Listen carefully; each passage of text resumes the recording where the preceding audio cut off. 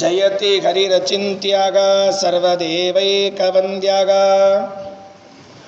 ಪರಮ ಗುರುರಭೀಷ್ಟವಾಪ್ತಿದ ಸಜ್ಜನಾನಾಂ ನಿಖಿಲ ಗುಣಗಣಾರ್ಣೋ ನಿತ್ಯ ನಿರ್ಮುಕ್ತ ದೋಷಗ ಸರಸಿಜನಯನೋऽಸೌ ಶ್ರೀಪತಿರ್ಮಾನದೋ ನಗ ಅಶೇಷ ವಾಗ್ಜಾಡ್ಯಮಲಾಪಹಂತ್ರಿ ನವಂ ನವಂ ಸ್ಪಷ್ಟ ಸುವಾಕ್ಪ್ರದಾಯಿನಿ ಮಮೇಘ ಜಿಕ್ವಾಗ್ರ ಸುರಂಗ ನರ್ತಕಿ ಭವ ಪ್ರಸನ್ನಾ ವದನೆ ಚ ಮೇ ಶ್ರೀಃ ವ್ಯಾಪ್ತಿರ್ಯಸ್ಯ ನಿಜೇ ನಿಜೇನ ಮಗಸಾ ಪಕ್ಷೇ ಸಪಕ್ಷೇ ಸ್ಥಿತಿಃ ವ್ಯಾವೃತ್ತಿಶ್ಚ ವಿಪಕ್ಷತೋತ ವಿಷಯೇ ಸಕ್ತಿರ್ನ ವೈ ಬಾಧಿತೆ ನೈವಾಸ್ತಿ ಪ್ರತಿಪಕ್ಷಯುಕ್ತಿರತುಲಂ ಶುದ್ಧಂ ಪ್ರಮಾಣಂ ಸಮೇ ಭೂಯಾತ್ ತತ್ವವಿನಿರ್ಣಯಾಯ ಭಗವಾನ್ ಆನಂದತೀರ್ಥೋ ಮುನಿಃ ವಾಣಿತೆ ಕರವಾಣ್ಯಂಬ ಚರಣೋ ಹೃದಿ ಸರ್ವದಾ ಮದ್ವಾಕ್ಯಸರಣಿರ್ಭೂಯಾತ್ ಶ್ರೀಮದಾಚಾರ್ಯ ಭಾವಗ ನಮೋಸ್ತು ತಾತ್ವಿಕಾ ದೇವಾಗ ವಿಷ್ಣುಭಕ್ತಿಪರಾಯಣಾಗ ಧರ್ಮಮಾರ್ಗೇ ಪ್ರೇರಯಂತು ಭವಂತಃ ಸರ್ವ ಏವ ಹಿ ಯಸ್ಯ ವಾಕ್ ಕಾಮಧೇನುರ್ನಗ ಕಾಮಿತಾರ್ಥಾನ್ ಪ್ರಯಚ್ಛತಿ ಸೇವೇತಂ ಜಯ ಯೋಗೀಂದ್ರಂ ಕಾಮಬಾಣಚ್ಛಿದಂ ಸದಾ ಅಸ್ಮದ್ಗುರುಸಮಾರಂಭಾಂ ಟೀಕಾಕೃತ್ಪಾದಮಧ್ಯಗಾಂ ಶ್ರೀಮದಾಚಾರ್ಯಪರ್ಯಂತಾಂ ವಂದೇ ಗುರುಪರಂಪರಾಂ ಪೃಥ್ವೀಮಂಡಲಮಧ್ಯಸ್ಥಾಃ ಪೂರ್ಣಬೋಧಮತಾನುಗಾಃ ವೈಷ್ಣವ ವಿಷ್ಣುಹೃದಯಾಃ ತಾನ್ ನಮಸ್ತೆ ಗುರೂನ್ ಮಮ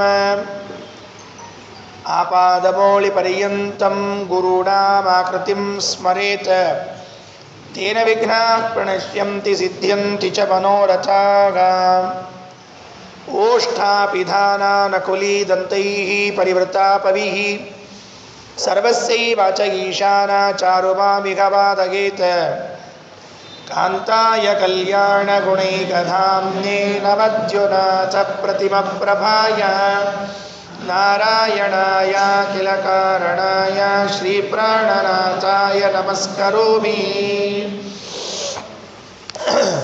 ಕಾಂತಾದೃತೌ ಸಮುಚಿತೆ ತವ ಭಾರಗರ್ಭಂ ಸಹಾಭೋ ಸುರೇಂದ್ರದುಹಿತಾ ಜಗತಾಂ ಹಿತಾಯ ಅಚ್ಛಾಂಬರೇ ವರಜನಿ ಪರಿಪೂರಿತಾಶಾ ಭಾವಿನ್ಯಪಸ್ತದಮಸಂ ವಿದುಮಾದ್ಯಪಕ್ಷಾತ್.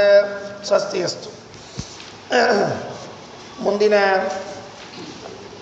ಭಾಗದಲ್ಲಿ ಇವತ್ತು ನಾವೇನು ಆಚಾರ್ಯರ ಚರಿತ್ರೆಯನ್ನು ಶ್ರವಣ ಮಾಡಲಿಕ್ಕೆ ಹೊರಟಿದ್ದೇವೆ, ಬರುವ ಅಂಶಗಳು ಯಾವುದು ಅಂತ ಒಂದು ಬಾರಿ ಪಕ್ಷಿನೋಟ ಮೊದಲೇ ನೋಡಿಕೊಂಡು ಬಿಡೋಣ. ಒಳಗಡೆಗೆ ಪ್ರವೇಶ ಮಾಡಿದಾಗ ಅದರ ಆಳ ಅಗಲ ಹೆಚ್ಚಾದಂತೆ ಮೂಲದಲ್ಲಿ ಏನು ನೋಡ್ಲಿಕ್ಕೆ ಹೊರಟಿದ್ವಿ ಅಂತ ಅರ್ಥ ಆಗೋದಿಲ್ಲ. ಆಚಾರ್ಯರ ಅವತಾರ ಆಯಿತು ಅಂತ ಹೇಳ್ತಾರೆ. ಸಕಲ ಲೋಕಕ್ಕೆ ಮಂಗಳ, ಒಂದು ಲೋಕ ಎರಡು ಲೋಕ ಅಲ್ಲ, 14 ಲೋಕಕ್ಕೆ ಮಂಗಳವಾಗುವಂತಹ ಆಚಾರ್ಯರ ಅವತಾರ. ಸತ್ಯಲೋಕೇಶ್ವರ ಪ್ರಾಣ, ಸತ್ಯಲೋಕಾಧಿಪತಿಗಳಾದ ಪ್ರಾಣದೇವರು ಭೂಮಿಯಲ್ಲಿ ಅವತಾರ ಮಾಡಿ ಬರ್ತಾರೆ ಅಂತಂದರೆ ಯಾರಿಗಾನಂದ ಆಗಲಿಕ್ಕಿಲ್ಲ.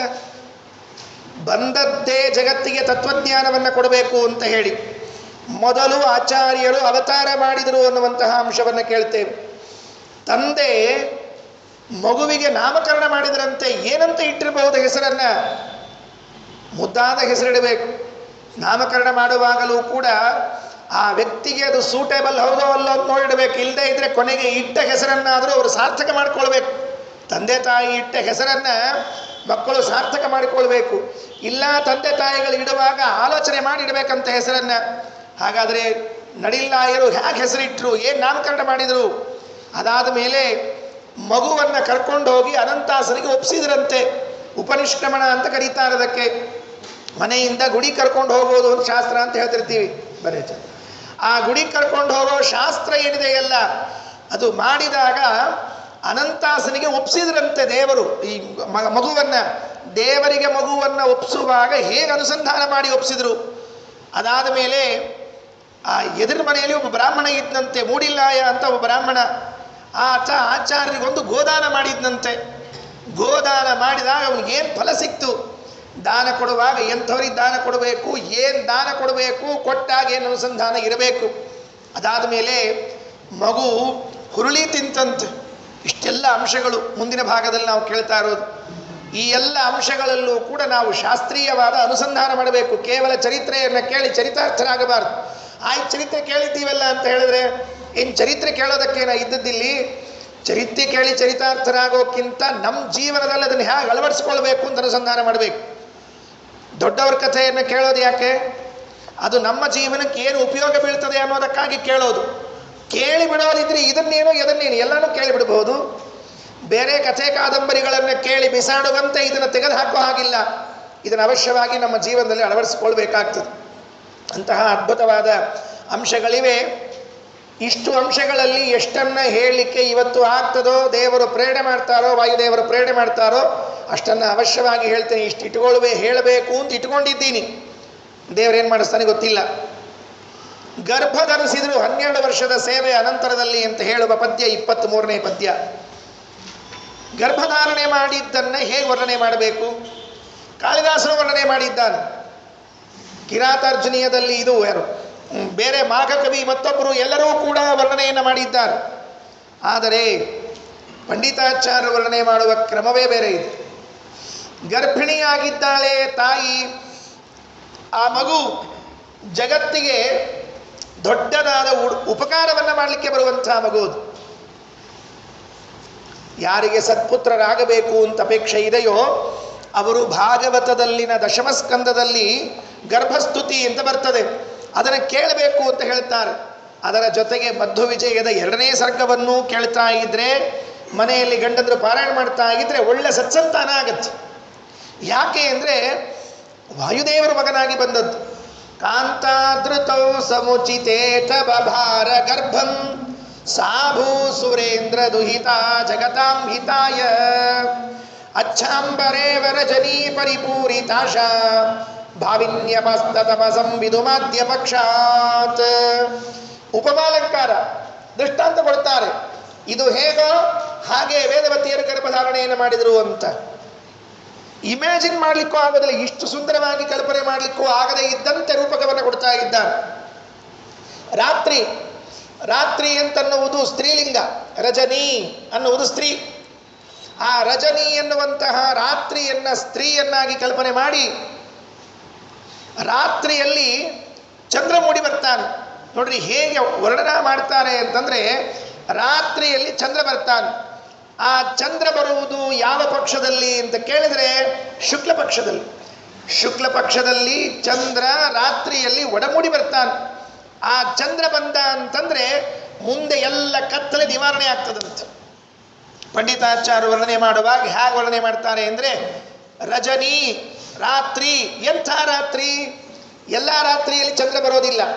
ಬಂದ ಚಂದ್ರ ಎಲ್ಲ ರಾತ್ರಿಯಲ್ಲಿ ಕತ್ತಲೆ ಕಳೆಯೋದಿಲ್ಲ.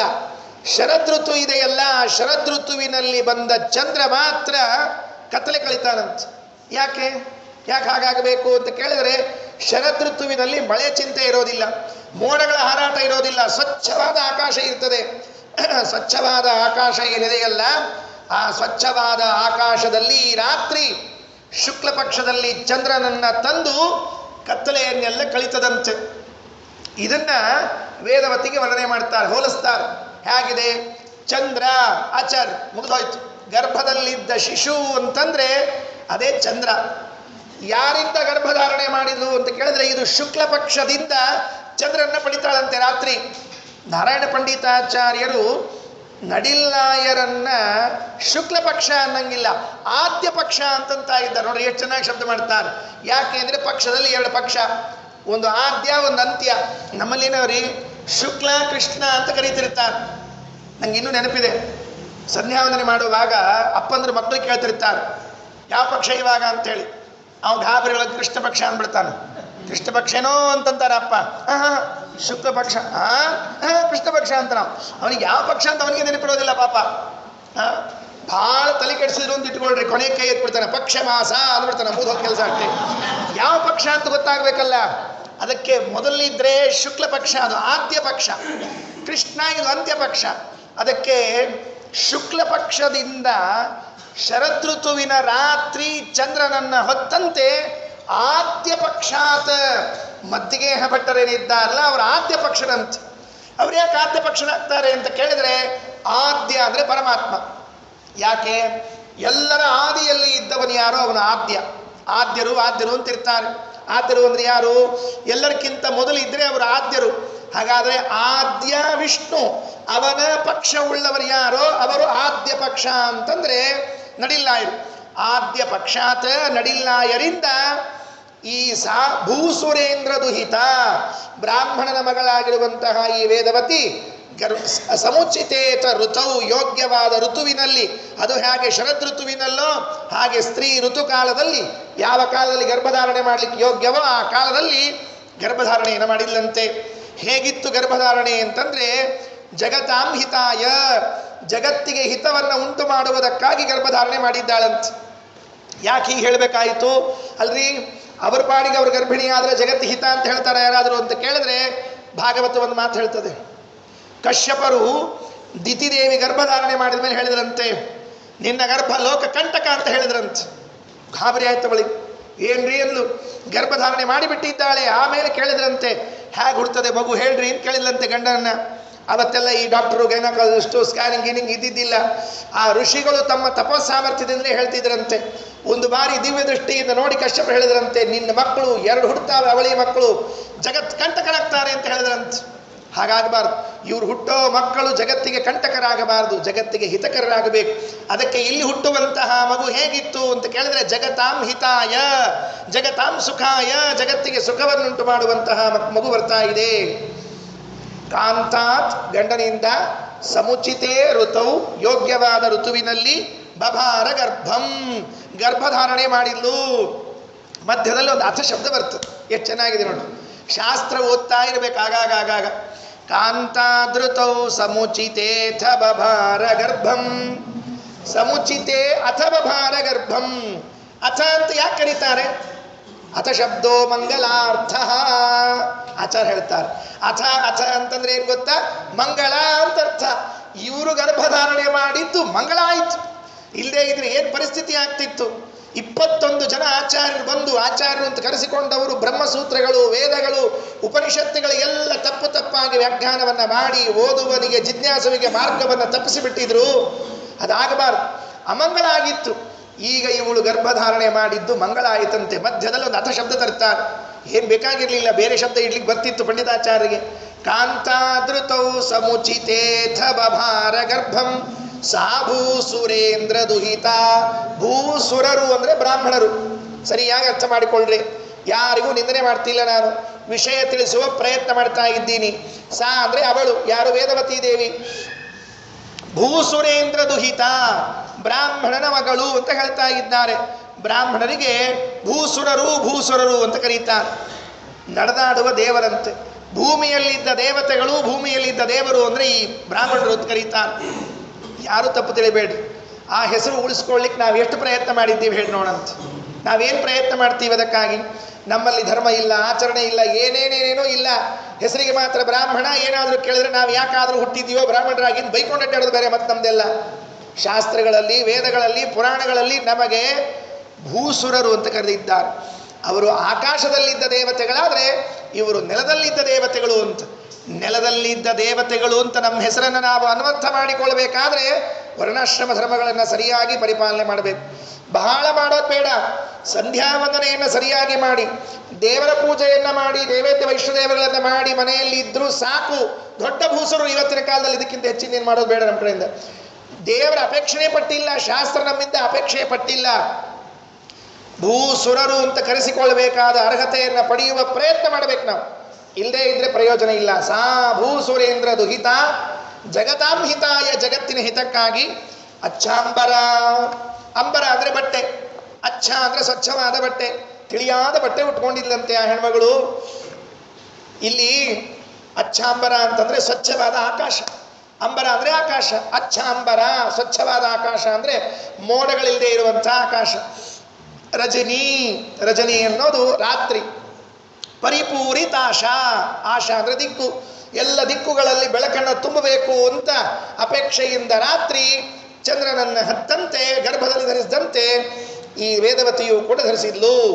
ನೋಡ್ರಿ ಎಷ್ಟು ಕ್ಲೇಶವಾಗಿ ಹೇಳ್ತಾರೆ. ಪರಿಪೂರಿತಾಶ, ಗಂಡನ ಆಸೆಯನ್ನು ಪೂರ್ಣ ಮಾಡಿಲ್ಲವಂತೆ. ಪರಿಪೂರಿತಾಶ ಅಂದರೆ ಗಂಡನ ಆಸೆ ಇತ್ತಲ್ಲ, ಒಳ್ಳೆ ಸಂತಾನ ಬರಬೇಕು ಅಂತ ಗಂಡನ ಆಸೆಯನ್ನು ಪೂರ್ಣ ಮಾಡಿದವಳು. ಸ್ತ್ರೀಯರು ಹೇಗಿರ್ತಾರೆ ಇದು ದೃಷ್ಟಾಂತ. ನಮ್ಮ ಭಾರತೀಯ ಸಂಸ್ಕೃತಿ ಅದು. ಎಲ್ಲ ಭಾರತದಲ್ಲಿರುವಂತಹ ಸ್ತ್ರೀಯರು ಗಂಡನ ಮನಸ್ಸನ್ನು ತಿಳಿದುಕೊಂಡು ಅದರಂತೆ ಧರ್ಮಕಾರ್ಯದಲ್ಲಿ ಜೊತೆಗಾಡ್ತಾರಂತೆ. ಆದರೆ ಪರಿಪೂರಿತಾಶ ಭಾವಿನ್ಯಪಾಸ್ತತಮಶಂ ವಿದುಮಾದ್ಯ ಪಕ್ಷಾತ್. ಆಯ್ತು, ಇಲ್ಲಿ ಗರ್ಭಧಾರಣೆ ಮಾಡಿದ್ದಾಳೆ. ಇನ್ನು ಹಡಿಯುವ ಸಮಯ ಬಂತು. 24ನೇ ಶ್ಲೋಕದಲ್ಲಿ ಹಡಿದ್ಲು ಅಂತ ಹೇಳ್ತಾ ಇದ್ದಾರೆ.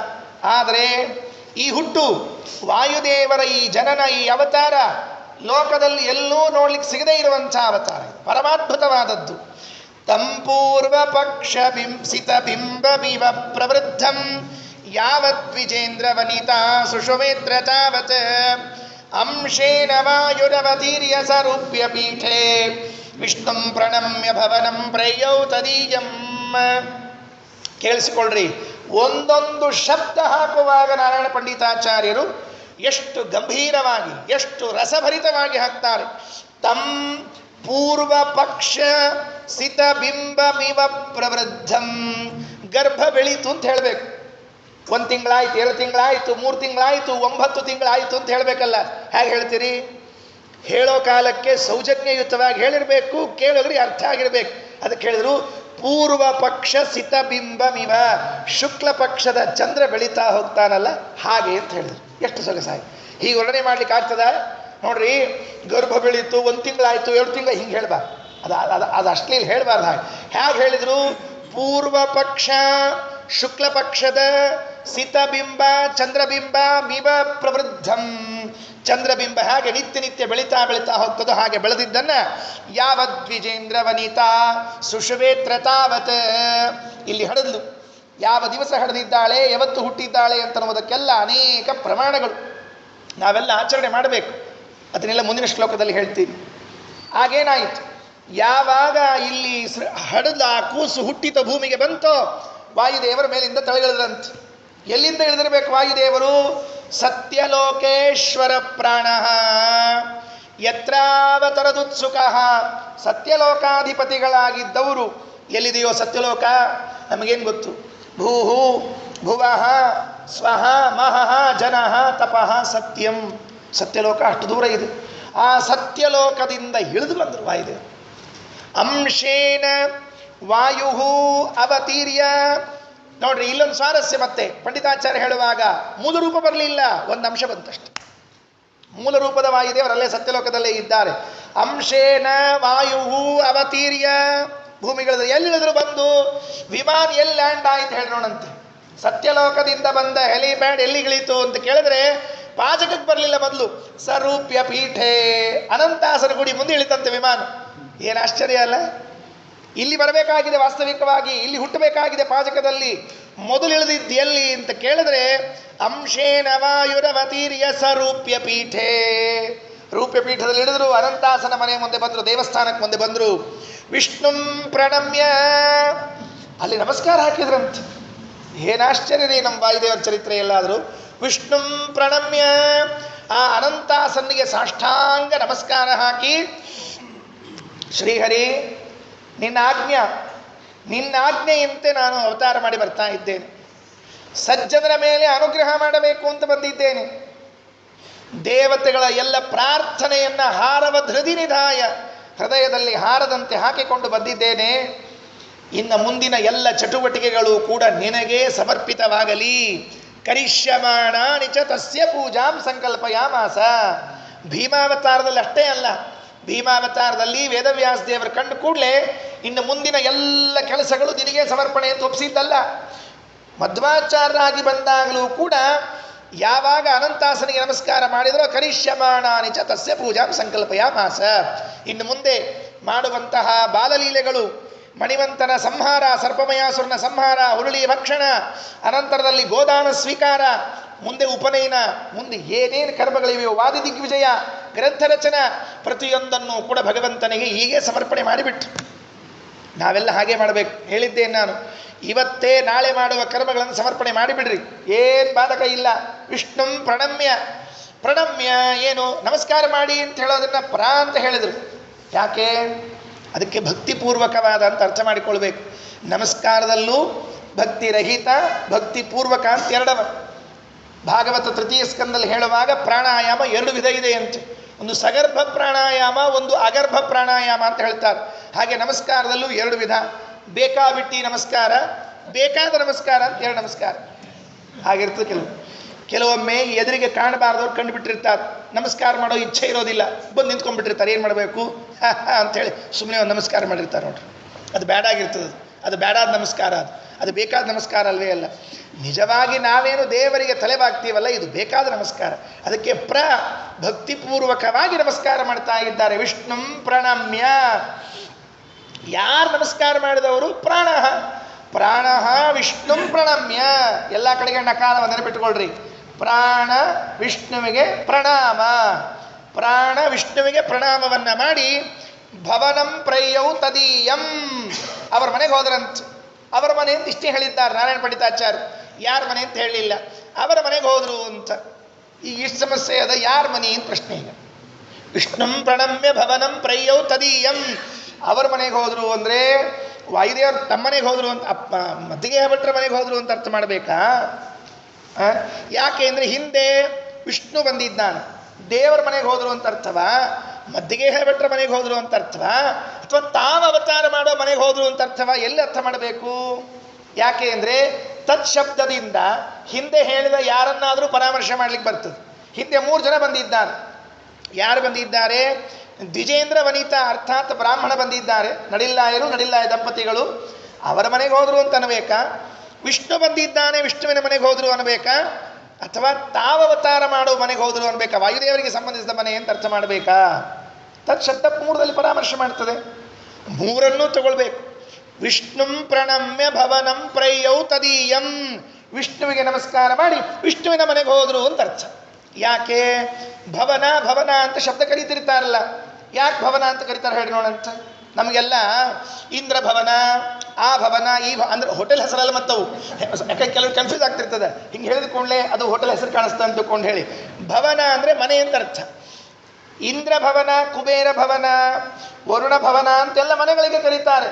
ಹಾಗಾದರೆ ಭವನ ಅಂತ ಕರೀತಾರಲ್ಲ, ಯಾತಕ್ಕಾಗಿ ಭವನ ಅಂತ ಕರೀತಾರೆ ಅಂದರೆ ಶ್ರೀಮದಾಚಾರ್ಯರು ಯಮಕ ಭಾರತ ಎಂಬ ಗ್ರಂಥದಲ್ಲಿ ಅಂತನ್ನೋ ಶಬ್ದಕ್ಕೊಂದು ಅರ್ಥ ಹೇಳ್ತಾರೆ. ಏನು ಅಂದರೆ ಆಧಾರ ಭಾವೇ. ಅಂದರೆ ಆಧಾರ, ವನ ಅಂದರೆ ಸ್ವೀಕಾರ, ಭವನ ಅಂದರೆ ಯಾವ ಮನೆಯನ್ನು ಭಗವಂತ ತನ್ನ ವಾಸಕ್ಕಾಗಿ ಆರಿಸಿಕೊಂಡ ಅದು ಭವನ, ಬೇರೆ ಭವನ ಅಲ್ಲ. ಅದನ್ನೇ ಈಶಾವಾಸ್ಯಮಿದಂ ಸರ್ವಂ ಅಂತ ಹೇಳಿದ್ದು. ದೇವರು ಯಾವ ಮನೆಯಲ್ಲಿ ವಾಸ ಮಾಡ್ತಾನೋ ಆ ಮನೆಯಲ್ಲಿ ನಾವು ವಾಸ ಮಾಡಬೇಕು. ಮಧ್ವಾಚಾರ್ಯರು ವಾಯುದೇವರು ಹೋದದ್ದು ಯಾವ ಮನೆಯಲ್ಲಿ ಅಂದರೆ ವಿಷ್ಣುಂ ಪ್ರಣಮ್ಯ ಭವನಂ ಪ್ರಯ್ಯೌ ತದೀಯಂ. ಅವನ ಮನೆಯದು. ದೇವರು ತಾನ ವಾಸಸ್ಥಾನಕ್ಕಾಗಿ ಆರಿಸಿಕೊಂಡ ಮನೆಗೆ ಹೋಗಿದ್ದಾರೆ. ಯಾವ ಮನೆಯಲ್ಲಿ ದೇವರ ವಾಸ ಇಲ್ಲ ಅಲ್ಲಿ ಮುಖ್ಯ ಪ್ರಾಣದೇವರ ವಾಸ ಇಲ್ಲ, ನೆನ್ಪಿಟ್ಕೊಳ್ರಿ. ಯಾಕೆ ಅಂದರೆ ಭಾಗವತದ 10ನೇ ಸ್ಕಂದದ 96ನೇ ಅಧ್ಯಾಯದ ಶ್ರುತಿಗೀತೆಯಲ್ಲಿ ಒಂದು ಮಾತು ಬರ್ತದೆ. ವಾಯುದೇವರಿಗೆ ಪರಿಸರ ಪದ್ಧತಿ ಅಂತ ಕರೆದಿದ್ದಾರೆ. ಪರಿಸರ ಪದ್ಧತಿ ಅಂತ ಯಾಕೆ ಕರೀತಾರೆ ಅಂದರೆ ಪರಿಸರ ವಿಷ್ಣು ಪದ್ಧತಿ ಮಾರ್ಗ. ಎಲ್ಲಿ ದೇವರು ಪ್ರವೇಶ ಮಾಡಿರ್ತಾನೆ, ಎಲ್ಲಿ ದೇವರಿರ್ತಾರೆ ಅಲ್ಲಿ ಮಾತ್ರ ಇವರು ಹೋಗ್ತಾರಂತೆ. ಪ್ರಾಣ ಏವ ಏನ ಮನು ಪ್ರವಿಶತಿ. ಹಿರಣ್ಯನಾಭಶ್ರುತಿ ಅಂತ ಒಂದು ವೇದವನ್ನು ಉದಾಹರಣೆ ಮಾಡ್ತಾರೆ ಆಚಾರ್ಯ. ಪ್ರಾಣ ಏವ ಏನ ಮನು ಪ್ರವಿಶತಿ. ಎಲ್ಲಿ ಪರಮಾತ್ಮ ಮೊದಲು ಪ್ರವೇಶ ಮಾಡ್ತಾನಲ್ಲ ಅಲ್ಲಿ ಹಿಂದೆ ವಾಯುದೇವರು ಪ್ರವೇಶ ಮಾಡ್ತಾರಂತೆ. ವಾಯುದೇವರ ಪರಮಾತ್ಮನ ಪ್ರವೇಶ ಇಲ್ಲ, ವಾಯುದೇವರ ಪ್ರವೇಶ ಇಲ್ಲ. ಅಂದ ಮೇಲೆ ವಿಷ್ಣುಂ ಪ್ರಣಮ್ಯ ಭವನಂ ಪ್ರೇಯೌ ತದೀಯಂ ಅಂದರೆ ಮೊದಲು ವಿಷ್ಣುವಿಗೆ ಸಂಬಂಧಪಟ್ಟ ಮನೆಯದು, ದೇವರ ಮನೆಯಾದ್ರಿಂದ ವಾಯುದೇವರು ಪ್ರವೇಶ ಮಾಡ್ತಾರೆ. ಎರಡನೇದಾಗಿ ತದೀಯಂ ತಮ್ಮದು. ಎಲ್ಲಿ ದೇವರ ಅಭಿಮಾನವನ್ನು ಪಡ್ತಾನೋ ಅಲ್ಲಿ ವಾಯುದೇವರು ಅಭಿಮಾನ ಪಡ್ತಾರೆ. ಇದು ನಮ್ಮ ಸ್ವಾಮಿ ಅಭಿಮಾನ ಪಟ್ಟ ಮನೆ ಅಂತ ಅಭಿಮಾನ ಪಡ್ತಾರೆ. ಮೂರನೇದ್ದು ತದೀಯಂ ಅಪ್ಪಂದು, ಮದ್ದಿಗೆ ಭಟ್ರದು. ಹೀಗೆ 3 ಮಂದಿ ಪೂರ್ವದಲ್ಲಿ ಪ್ರಸಕ್ತರಾದದ್ದರಿಂದ ತತ್ಪದದಿಂದ 3 ಮಂದಿನೂ ತಗೊಳ್ಬಹುದು. ಹಾಗಾಗಿ ವಿಷ್ಣುಂ ಪ್ರಣಮ್ಯ ಭವನಂ ಪ್ರಯ್ಯೌ ತದೀಯಂ ಅಂತ ಆಯ್ತು. ಇನ್ನು ಮುಂದೆ ಕೇಳ್ರಿ, ಹೇಗೆ ಗರ್ಭ ಹಡೆದು ಬಿಟ್ಟಿದ್ದಾಳೆ. ಇದೊಂದು ಹುಟ್ಟು ವಿಚಿತ್ರ. ಇದು ಜಗತ್ತಿನಲ್ಲಿ ಇಂತಹ ಹುಟ್ಟನ್ನೇ ನೋಡಿರ್ಲಿಕ್ಕಿಲ್ಲ ನೀವೆಲ್ಲ. ಏನಾಯಿತು? ಗರ್ಭದಲ್ಲಿ ಇದ್ದವರು ವಾಯುದೇವರಲ್ವೇ ಅಲ್ಲ, ಅವರಲ್ಲಿದ್ದಾರೆ, ಸತ್ಯಲೋಕದಲ್ಲಿ ಇದ್ದಾರೆ. ಸತ್ಯಲೋಕದಲ್ಲಿ ಇದ್ದ ವಾಯುದೇವರು ಈಗ ತಾನೇ ಕೆಳಗಿಳಿದು ನಮಸ್ಕಾರ ಮಾಡಿ ಬಂದು ನಿಂತರು. ಅಲ್ಲೊಂದು ದೇಹ ರೆಡಿ ಇತ್ತು, ಶಿಶು ಬಂದುಬಿಟ್ಟಿತ್ತು. ಮಧ್ಯೆ ವೇದವತಿಯ ಗರ್ಭದಿಂದ ಒಂದು ಶಿಶು ಹೊರಗೆ ಬಂದಿತ್ತಲ್ಲ, ಆ ಶಿಶುವಿನ ದೇಹದಲ್ಲಿ ವಾಯುದೇವರು ಪ್ರವೇಶ ಮಾಡಿದ್ರಂತೆ. ಈಗ ಇದೊಂದು ಅದ್ಭುತವಾದ ಜನನ ಅಂತ ಹೇಳ್ತಾರೆ. ಹೇಗೆ ಹುಟ್ಟಿದ್ರು ವಾಯುದೇವರು? ಮಧ್ವಾಚಾರ್ಯ ಹೇಗೆ ಹುಟ್ಟಿದ್ರು? ತಾಯಿ ಗರ್ಭದಲ್ಲಿ ಇದ್ರು, 9 ತಿಂಗಳಾದ್ಮೇಲೆ ಹುಟ್ಟಿ ಬಂದ್ರು ಅಂತನ? ಅಲ್ಲ, ಹೀಗೆ ಹುಟ್ಟಿಲ್ಲ ನಮ್ಮ ಆಚಾರ್ಯರು. ಹೇಗೆ ಹುಟ್ಟಿದ್ದಾರೆ? ಒಂದು ಬೇರೆ ಜೀವ ಆ ದೇಹವನ್ನು ಹಿಡ್ಕೊಂಡು ವೇದವತಿಯ ಗರ್ಭದಲ್ಲಿ ಕೂತಿತ್ತಂತೆ 9 ತಿಂಗಳು. 9 ತಿಂಗಳಾದ ಮೇಲೆ ದೇಹದ ಅದು ಶಿಶು ಜನನ ಆಯಿತು. ಮಗು ಹುಟ್ಟಿದ ಮೇಲೆ ಆ ಶಿಶುವಿನ ದೇಹದಲ್ಲಿ ಇದ್ದ ಒಂದು ಜೀವವನ್ನು ವಾಯುದೇವರು ಎತ್ತಿ ಹೊರಗೆ ಹಾಕಿ ಆ ದೇಹದಲ್ಲಿ ಪ್ರವೇಶ ಮಾಡಿದ್ರಂತೆ. ಈಗ ಅದು ವಾಯುದೇವರು ಅರ್ಥಾತ್ ಮಧ್ವಾಚಾರ್ಯರು ಅಂತ ಕರೆಸಿಕೊಂಡ್ರು. ಮುಂದೆ ಆನಂದ ತೀರ್ಥರು ಮುಂದೆ ನಾಮಕರಣ ಮಾಡಿದರು. ಹಾಗಾದರೆ ಇಲ್ಲಿ ಎಂಥ ಸ್ವಾರಸ್ಯ ಬಂತು ಅಂತ ಹೇಳ್ತಾರೆ. ಸಂಪೂರ್ಣ ಲಕ್ಷಣ ಚಣಂ ನವರಾಜಮಾನ ದ್ವಾರಾಂತರಂ ಪರಮ ಸುಂದರ ಮಂದಿರಂ ತತ್ ರಾಜೇವ ಸತ್ಪುರವರಂ ಭುವನಾದಿರಾಜೋ ನಿಷ್ಕಾಸಯನ್ ಪರಮಸೌ ಭಗವಾನ್ ವಿವೇಶ. ಸಂಪೂರ್ಣ ಲಕ್ಷಣ ಚಣಂ ನವರಾಜಮಾನ ದ್ವಾರಾಂತರಂ ಪರಮ ಸುಂದರ ಮಂದಿರಂ ತತ್. ದೇಹ ಹೇಗಿತ್ತು? ಆಚಾರ್ಯರು ಯಾವ ದೇಹದಲ್ಲಿ ವಾಯುದೇವರು ಪ್ರವೇಶ ಮಾಡ್ತಾ ಇದ್ದಾರೆ ಆ ದೇಹ ಹೇಗಿತ್ತು ಅಂದರೆ ಪರಮ ಸುಂದರ ಮಂದಿರ ಅಂತ ಹೇಳಿದರು. ಅದು ದೇಹ ಅಲ್ಲ, ಪರಮಸ್ಯ ಹರೇಹೇ ಸುಂದರ ಮಂದಿರ. ಅದು ದೇವರು ಈ ವಾಯುದೇವರ ದೇಹವನ್ನು ತನ್ನ ಮಂದಿರ ಅಂತ ಮಾಡ್ಕೊಂಡಿದ್ದಾನಂತ. ಗುಡಿ ಅಂದರೆ ಹೇಗಿರ್ಬೇಕು ಹೇಳೋಣಂತೆ? ಗುಡಿನ ಹೇಗಿಟ್ಟಿರ್ತೀವಿ? ದೇವ್ರ ಮನೆ ಹೇಗಿಟ್ಟಿರ್ತೀವಿ? ಅಲ್ಲ, ನಮ್ಮ ದೇವ್ರ ಮನೆ ಹೇಗಿಟ್ಟಿರ್ತೀವಿ ಅಂತ ಕೇಳಬಾರ್ದು. ಯಾಕೆಂದರೆ ಅಲ್ಲೆಲ್ಲ ಜಾಡ್ಗೂಡು ಅಲ್ಲೇ. ಅಂದರೆ ದೇವರಿಗೊಂದು ದೃಷ್ಟಾಂತ ಕೊಟ್ಟಿದ್ದಾರೆ. ಭಗವಂತ ಹೇಗೆ ಜಗತ್ ಸೃಷ್ಟಿ ಮಾಡ್ತಾನೆ ಅಂದರೆ ಯಥಾ ಊರ್ಣನಾಭಿಹಿ, ಜೇಡ್ರು ಹುಳ ಹೇಗೆ ಜಗತ್ ಸೃಷ್ಟಿ ಮಾಡ್ತದಲ್ಲ ಹಾಗೆ, ಅದು ಬಲೆಯನ್ನು ಹೇಗೆ ಕಟ್ತದಲ್ಲ ಹಾಗೆ ದೃಷ್ಟಾಂತ ಕೊಟ್ಟದ್ರಿಂದ ನಾವೆಲ್ಲ ಅನುಸಂಧಾನ ಮಾಡ್ಕೋತೀವಿ. ದೇವ್ರ ಮನೆಯಲ್ಲಿ ಎಷ್ಟು ಜಾಡುಗೂಡು ಹೆಚ್ಚು ಕಟ್ತದೋ ಅಷ್ಟು ಅನುಸಂಧಾನ ಜಾಸ್ತಿ. ನಮ್ದೆಲ್ಲ ಒರೆಸ್ಲಿಕ್ಕೆ ಹೋಗೋದಿಲ್ಲ, ಧೂಳು ಜಾಡಿಸೋದಿಲ್ಲ, ಏನು ಮಾಡೋದಿಲ್ಲ. ಯಾಕೆ? ಅನುಸಂಧಾನ ಬಾಳಬೇಕು. ಯಾರೋ ಹೇಳಿದ್ರಂತ ಆಚಾರ್ಯ, ದೇವರು ಧೂಳು ಅದು ಮೈ ಮೇಲೆ ಹಾಕ್ಕೊಂಡ್ರೆ ಭಾರಿ ಪುಣ್ಯ ಅಂತಲ್ಲ, ಅದಕ್ಕೆ ನೀವು ನಿತ್ಯ ಒರೆಸ್ಬಿಟ್ರೆ ಧೂಳೇ ಸಿಗೋದಿಲ್ಲ. ಅದಕ್ಕೆ ಯಾವಾಗೋ ಒರೆಸಿದ್ರೆ ಆಯಿತು ಅಂತ ದೇವ್ರ ಮನೆ ಹಂಗೆ ಇಟ್ಬಿಟ್ಟಿರ್ತಾರೆ. ಹಂಗಿಡಬಾರ್ದು, ನಿತ್ಯ ಸ್ವಚ್ಛವಾಗಿಡಬೇಕು. ಪರಮ ಸುಂದರ ಮಂದಿರಂ ತಚ, ಪರಮ ಸುಂದರವಾದ ಮಂದಿರ ಯಾವುದು? ಆ ವಾಯುದೇವರ ಶರೀರ. ಸಂಪೂರ್ಣ ಲಕ್ಷಣ ಚಣಂ ನವರಾಜಮಾನ ದ್ವಾರಾಂತರಂ ಪರಮ ಸುಂದರ ಮಂದಿರಂ ತಚ ರಾಜೇವ ಸತ್ಪುರವರಂ ಭುವನಾದಿರಾಜೋ ನಿಷ್ಕಾಸಯನ್ ಪರಮಸೌ ಭಗವಾನ್ ವಿವೇಶ. ದೃಷ್ಟಾಂತ ಕೊಟ್ಟಿದ್ದಾರೆ. ಇಲ್ಲೂ ಮತ್ತೆ ಉಪಮಾಲಂಕಾರ. ಹಾಗೆ ಒಂದು ಸಮೃದ್ಧವಾದ ರಾಜ್ಯ ಇದೆ ಅಂತ ಇಟ್ಕೊಳ್ರಿ. ರಾಜ್ಯ, ಒಳ್ಳೆ ರಾಜ್ಯ. ಆ ರಾಜ್ಯದಲ್ಲಿ ಆ ರಾಜನಿಗೂ ಇನ್ನೊಬ್ಬ ರಾಜನಿಗೂ ಯುದ್ಧ ಆಯಿತು. ಯುದ್ಧ ಆದಾಗ ಈ ಸಮೃದ್ಧವಾದ ರಾಜ್ಯ ಉಳ್ಳ ರಾಜ ಸೋತಾಗ ಆ ಸೋತ ರಾಜನನ್ನು ಊರಿನಿಂದ ಹೊರಹಾಕಿ ಈ ಗೆದ್ದ ರಾಜ ಊರಿನಲ್ಲಿ ಪ್ರವೇಶ ಮಾಡಿ ಆ ಊರು ತನ್ನ ಅಧೀನ ಮಾಡ್ಕೊಳ್ತಾನಂತ. ಹಾಗೆ ರಾಜ ಇವ ಸತ್ಪುರವರಂ, ಈ ದೇಹವನ್ನು ಭುವನಾದಿರಾಜ ವಾಯುದೇವರು ತಮ್ಮ ಅಧೀನ ಮಾಡಿಕೊಂಡ್ರು. ಒಳಗಿದ್ದ ಜೀವವನ್ನು ತೆಗೆದು ಹೊರಗೆ ಹಾಕಿ ಅಲ್ಲಿಂದ ಏನು ಮಾಡಿದ್ರು, ತಾವದರಲ್ಲಿ ಪ್ರವೇಶ ಮಾಡ್ತಾ ಇದ್ದಾರೆ. ಇದೊಂದು ವಿಚಿತ್ರವಾದ ಜನನ. ಇದರ ಬಗ್ಗೆ ಸಾಕಷ್ಟು ಮಾತುಗಳನ್ನು ಹೇಳಬೇಕು ಅಂತ ನನಗೆ ಅಪೇಕ್ಷೆ ಇದೆ. 1-2 ನಿಮಿಷ ತಗೊಂಡು ಹೇಳ್ತೀನಿ.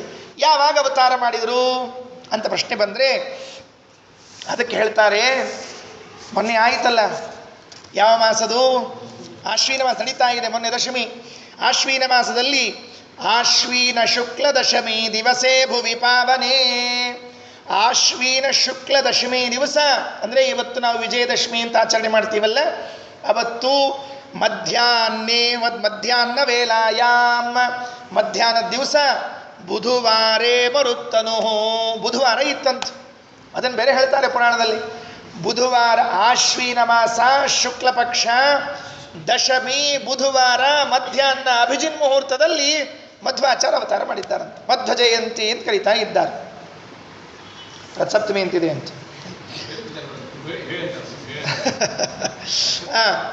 ನಕ್ಷತ್ರ ಇಲ್ಲ, ಅದೇನು ಹೇಳಿಲ್ಲ.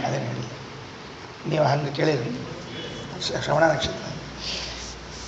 ತದ ಆಶ್ವೀನ ಶುಕ್ಲ ದಶಮಿ ದಿವಸೇ ಭುವಿ ಪಾವನೆ ಪಾಜಕಾಖ್ಯೆ ಶುಚಿಕ್ಷೇತ್ರೆ ದುರ್ಗಯ ಚಾಭಿವೀಕ್ಷಿತೆ. ಭಾರಿ ಸ್ವಾರಸ್ಯ ಹೇಳ್ತಾರೆ. ದುರ್ಗಾದೇವಿ ನೋಡ್ತಾ ಇದ್ಲಂತೆ, ನನ್ನ ಮಗ ಹುಟ್ಟಿದ್ನೋ ಇಲ್ಲೋ, ನನ್ನ ಮಗ ಹುಟ್ಟಿದ್ನಿಲ್ಲೋ ಅಂತ ಖರೆ ಅಮ್ಮ ನೋಡ್ತಾ ಇದ್ಲಂತೆ. ಈಕಿ ಸುಳ್ಳಮ್ಮ.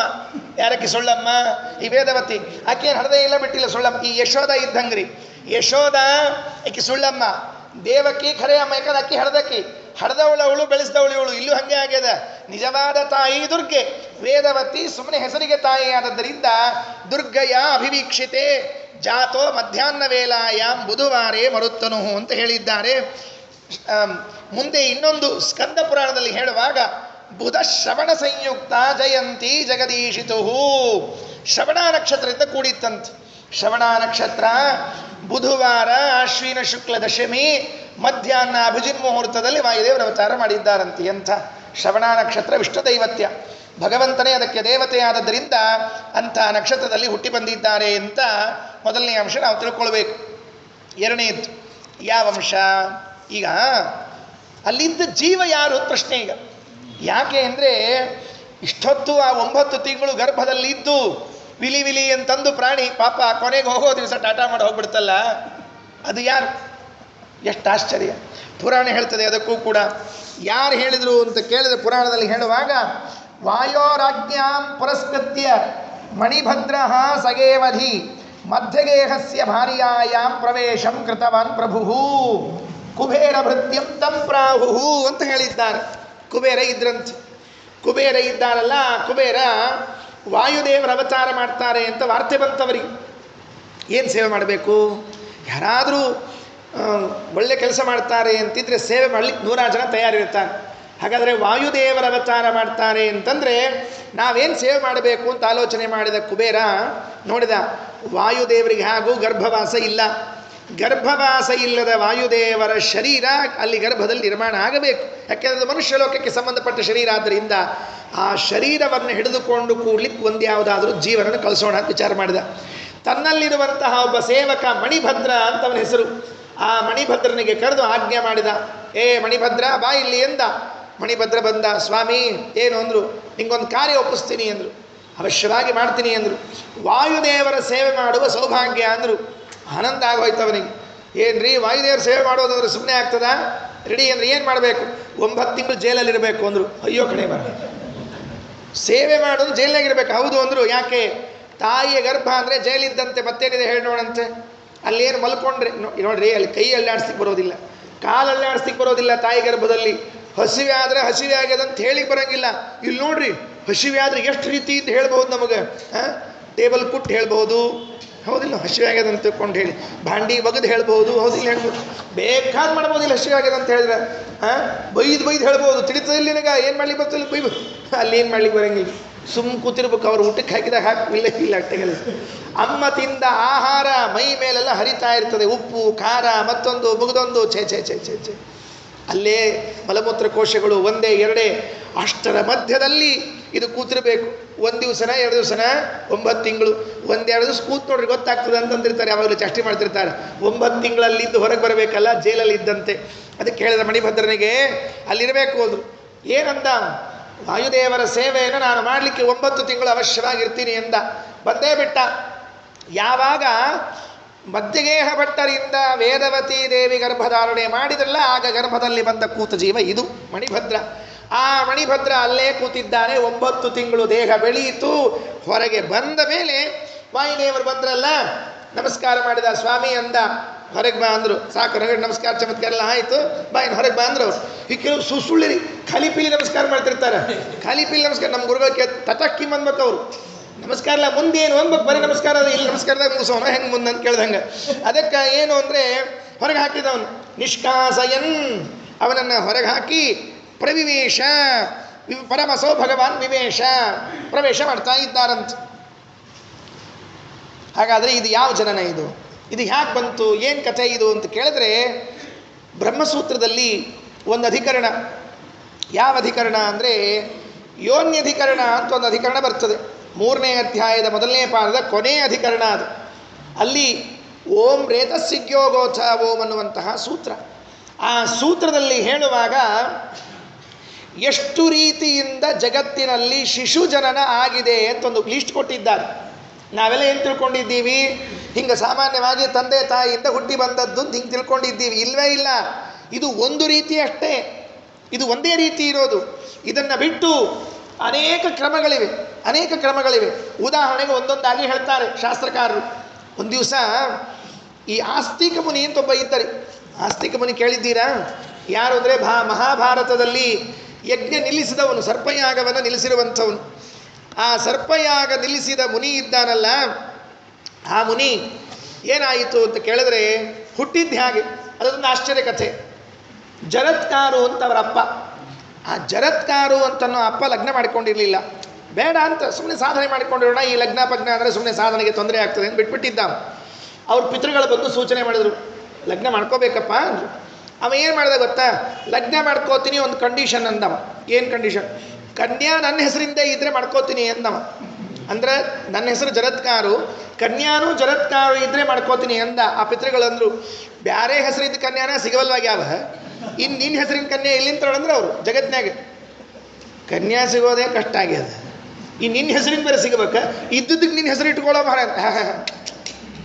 ಹಂಗಿಲ್ಲ. ಇವಾಗೇನು ಬಂದ ನೋಡ್ರಿ, ಗಂಡನ ಹೆಸರು ಹೆಂಡತಿ ಹೆಸರು ಮಕ್ಕಳ ಹೆಸರು ಕೊನೆಗೆಲ್ಲ ಕೂಡಿ ಬಂದಿರ್ತವೆ ನಿಮ್ಮ ಹೆಸರು. ಹಂಗೆ ಈಗ ಎಲ್ಲ ಒಂದೇ ಹೆಸರಿನಿಂದ ಬರುವಂಥದ್ದು ಅವತ್ತಿನಿಂದ ಬಂದಿದ್ರಿ, ಇವತ್ತಿನ ಹೊಸದಾಗಿ ಏನು ಬಂದದ್ದಲ್ಲದು. ಜರತ್ಕಾರು ಎಂಬ ಋಷಿ ಕನ್ಯಾ ಹುಡುಕ್ಲಿಕ್ಕತ್ತರು, ಸಿಗಲಿಲ್ರಿ. ಅಲ್ರಿ ತನ್ನ ಹೆಸರಿನ ಕನ್ಯಾ ಎಲ್ಲಿಂದ ಸಿಗ್ಬೇಕ್ರಿ ಜಗತ್ನಾಗ? ಇಲ್ಲ. ಕೊನೆಗೆ ಒಂದು ದಿವಸ ಅದರೊಳಗೆ ಬೇರೆ ಇನ್ನೊಂದು ಬೇರೆ ಮತ್ತೆ ಅವ್ರು ಏನು ಅಂದರೆ, ನಾ ಯಾರಿಗೆ ಕೇಳಂಗಿಲ್ಲ, ಅವರ ಬಂದು ಕೊಡ್ಬೇಕು ನನ್ನ ಕನ್ಯಾ ಅಂತ ಹೇಳಿದ್ರು. ಎಷ್ಟು ಭೀಷ್ಮಾಷ್ಟಮಿ ಮುಗಿತಾವ ಗೊತ್ತಿಲ್ಲ ಮಹಾರಾಯ ಅಂದರು. ಎಷ್ಟು ಭೀಷ್ಮಾಷ್ಟಮಿ ಆಗ್ತಾವ ನಿನ್ನ ಹೆಸರಲ್ಲೇ? ಕೊನೆಗೆ ಸಿಗದೇ ಇದ್ದಾಗ ಕಾಡ್ನ್ಯಾಗ ಹೋಗಿ ನಿಂತ್ಕೊಂಡು ಎರಡೂ ಕೈಗಳನ್ನು ಎತ್ತಿ ಹೇಳಿದರು, ಯಾರಾದರೂ ಕನ್ಯೆಗೆ ಜರತ್ಕಾರು ಅಂತ ಹೆಸರಿದ್ದರೆ ಅವ್ರನ್ನ ಲಗ್ನ ಮಾಡ್ಕೊಳ್ರಿ ಅಂದರು. ಸುದೈವಕಲ್ಲಿ ಒಬ್ಬ ಹಾವು ನಿಂತಿತ್ರಿ, ವಾಸುಕಿ ನಾಗಣ್ಣ ಬಂದ, ನಮ್ಮ ತಂಗಿ ಹೆಸರು ಜರತ್ಕಾರು, ಲಗ್ನ ಮಾಡ್ಕೊಳ್ರಿ ಅಂದ್ಬಿಟ್ಟ. ಹಬ್ಬ ಬದುಕೊಂಡೆ ಅಂತ ಲಗ್ನ ಮಾಡಿಕೊಂಡ್ರು.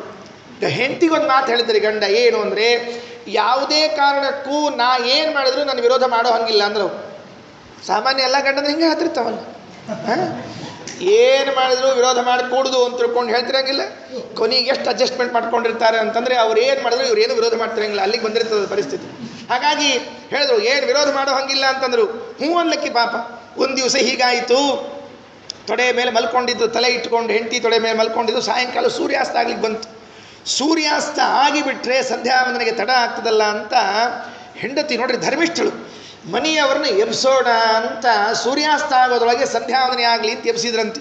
ನಮ್ಮ ಸಂಧ್ಯಾವಂದನೆ ಸಂಜೀವು ಸೂರ್ಯ 4 ಸರ್ತಿ ಮುಳುಗಿರ್ತಾನ್ರಿ. 5ನೇ ಸರ್ತಿ ಮುಳುಗೋ ಹೊತ್ತಿಗೆ ಕೊನೆ ಬಸ್ಸಿಗೆ ಹೊಂಟೀನಿ, ಅರ್ಘ್ಯ ಕೊಟ್ಬಿಡ್ರಿ, ಬಸ್ ಹತ್ಕೊಂಡು ಹೋಗ್ತೀನಿ ಸೂರ್ಯ ಹೇಳ್ತಿರ್ತಾರೆ ಪಾಪ. ಅಷ್ಟಾದ್ರೂ ನಾವು ಸಂಧ್ಯಾವಂದನೆ ಮಾಡೋಂಗಿಲ್ಲ. ನಮ್ಮ ಸಂಧ್ಯಾವನೆ ಸೂರ್ಯಾಸ್ತ ಸಂಧ್ಯಾವನೆ ಎಲ್ಲ ಪಾಪ ಅವ್ರು ಎಬ್ಸಿದ್ದು. ಏನ್ರಿ ಸಂಧ್ಯಾವಂದನೆ ಸಮಯ ಆಗಿದೆ ಹೇಳ್ರಿ ಎಂದು ಸಿಟ್ಟು ಬಂದ್ಬಿಡ್ತಾವೆ. ಹಾಂ, ಮಲ್ಕೊಂಡವನು ಎಬ್ಬಿಸ್ತೀಯ ನೀನು ಅಂದ್ರು. ಆಕೇನು ಬೇಕಂತ ಎಬ್ಸಿದ್ದಿಲ್ರಿ, ಸಂಧ್ಯಾವಂದನೆಗೆ ಎಬ್ಸಿದ್ರಿ. ಏನು ಸಿಟ್ಟು ರೀ ಜರತ್ಕಾರ್ಗ. ಅವರಂದ್ರು, ನಾ ಮನಸ್ಸು ಮಾಡಿದ್ರೆ ಸೂರ್ಯನ ಹೊಳ್ಳಿ ಕರೆಸಿ ಯಾರಿಗೆ ಕೊಡ್ತೀನಿ, ನನ್ನ ಎಬ್ಸಿಯ ನೀನು ಅಂದ್ಬಿಟ್ರು. ನಿಮ್ಮ ಹಿಮ ಗೊತ್ತಿದ್ದಿಲ್ಲ ಆಚಾರ ಅನ್ಲಕ್ಕಿ, ಏನು ಗೊತ್ತಿದ್ದೆ ಗೊತ್ತಿಲ್ಲ ನನಗೆ, ತಪ್ಪಾಯಿತು ಅಂದು ಬಿಟ್ಟು ಹೊಂಟೆ ಅಂತ ಹೇಳ್ಬಿಟ್ರು. ಅಯ್ಯೋ ಹಣೆ ಬಾರ, ಆಕೆ ಲಗ್ನ ಮಾಡ್ಕೊಂಡದ್ದು ಮಗು ಆಗಬೇಕು ಮುಂದೆ, ಹೊಂಟು ಬಿಟ್ರು. ಕೇಳಿಲ್ಲ ಅಲ್ರಿ, ನಮ್ಮ ಅಣ್ಣ ಲಗ್ನ ಮಾಡಿ ಕೊಟ್ಟದ್ದೆ, ವಾಸುಕಿ ಲಗ್ನ ಮಾಡಿ ಕೊಟ್ಟದ್ದೇ ಶಿಶು ಆಗಬೇಕು ಅಂತ, ನಮ್ಮ ಜೊತೆ ಜೀವನವೇ ಮಾಡಿಲ್ಲ, ಹೀಗೆ ಹೊರಟು ಬಿಟ್ರೆ ಏನು ಗತಿ ಅಂದರು. ಮಗು ಅಸ್ಥಿ ಅಂತ ಇಷ್ಟು ಹೇಳಿ ಹೊರಬಿಟ್ರಿ ಅವರು. ಏನಲ್ಲ ಬೇರೆ, ಗರ್ಭೆ ಅಸ್ಥಿ ಅಂತ ಇಷ್ಟು ಹೇಳಿ, ಸ್ತ್ರೀ ಸಂಘ ಇಲ್ಲ, ಏನೂ ಇಲ್ಲ. ಆ ಜರತ್ಕಾರು ಹೋಗುವಾಗ ಗರ್ಭೆ ಅಸ್ಥಿ ಅಂತ ಇಷ್ಟು ಹೇಳಿ ಹೋದರೆ ಮುಂದೆ 9 ತಿಂಗಳಲ್ಲಿ ಕೂಸು ಹುಡ್ತು, ಆಸ್ತಿಕ ಮುನಿ ಅಂತ ಅದ. ಇಲ್ಲೇನಿದೆ, ಸ್ತ್ರೀ ಪುರುಷರ ಸಂಯೋಗದಿಂದ ಹುಟ್ಟಿದ ಮಗುವ ಇದು ಅಲ್ಲ, ಬರೇ ಬಾಯಿ ಮಾತರಿಂದ ಅಸ್ಥಿ ಗರ್ಭ ಅಂತ ಹೇಳಿದ್ದಕ್ಕೆ ಆಗೋಯ್ತು. ಇದೊಂದು ತರಹದ ಜನನ ಇದೆ ಅಂತ ಹೇಳಿದ್ರು. ಇನ್ನೊಂದು, ಯಾಜೋಪಯಾಜರು ಅನ್ನುವಂತಹ ಇಬ್ಬರು ಪುರೋಹಿತರು ದೃಪದನ ಮನೆಯಲ್ಲಿ ಯಜ್ಞ ಮಾಡಿಸ್ಲಿಕ್ಕೆ ಬಂದಾಗ ದೃಪದನ ಹೆಂಡತಿ ಆ ಹವಿಸ್ಸನ್ನು ತಗೊಳ್ಬೇಕಾಗಿತ್ತು, ಬರಬೇಕಾಗಿತ್ತು. ಸ್ವಲ್ಪ ಲೇಟ್ ಆಗಿ ಬರೋದು. ಯಾಕೆ ಲೇಟ್ ಆಯ್ತು ಕೇಳಲಿಕ್ಕೆ ಹೋಗಬೇಡ್ರಿ, ಯಾಕಂದರೆ ಪುರಾಣದಾಗ ಇದ್ದದನ್ನು ಇಲ್ಲಿ ಹೇಳಿದ್ರೆ ನಾಳಿಂದ ಪುರಾಣಕ್ಕೆ ಬರೋರು ಲೇಟ್ ಆಗಿಬಿಡ್ತಾರೆ, ಅದಕ್ಕೆ ಹೇಳಲಿಕ್ಕೆ ಹೋಗಬಾರ್ದು ಅಷ್ಟೇ. ಪುರಾಣಕ್ಕೆ ಬರ್ಲಿಕ್ಕೆ ಯಾಕೆ ಪುರಾಣಕ್ಕಲ್ಲ ಯಜ್ಞಕ್ಕೆ ಯಾಕೆ ಬರ್ಲಿಕ್ಕೆ ಲೇಟ್ ಆಯ್ತು ಅಂತ ಕೇಳಿದ್ರೆ, ಬ್ಯೂಟಿ ಪಾರ್ಲರ್ಗೆ ಹೋಗಿದ್ಲಂತ ಹೆಣ್ಮಗಳು, ಅಲಂಕಾರ ಮಾಡ್ಕೊಳಿಕ್ಕೆ ಹೋಗಿದ್ಲಂತೆ. ಸ್ವಲ್ಪ ಅಲಂಕಾರ ಮಾಡ್ಕೊಂಬರೋದು ತಡ ಆತಂತೆ.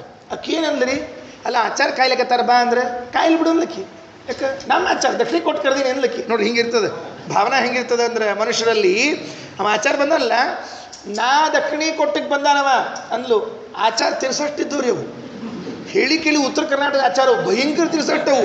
ಅವಂದು ನೀ ಬರಲಿಲ್ಲ ಅಂದ್ರೆ ಬರಲಿಲ್ಲ ಅಂದ್ರು. ಕತ್ತೆ ಬಾಲ ಕುದುರೆ ಜುಟ್ಟು ಅಂತ ನೋಡ್ರಿ ಹೆಂಗೆ ಬೈದ್ರು. ಆ ಆಹುತಿ ತೊಗೊಂಡ್ರೆ ಅಗ್ನಿ ಒಳಗೆ ಹಾಕಿಬಿಟ್ರು.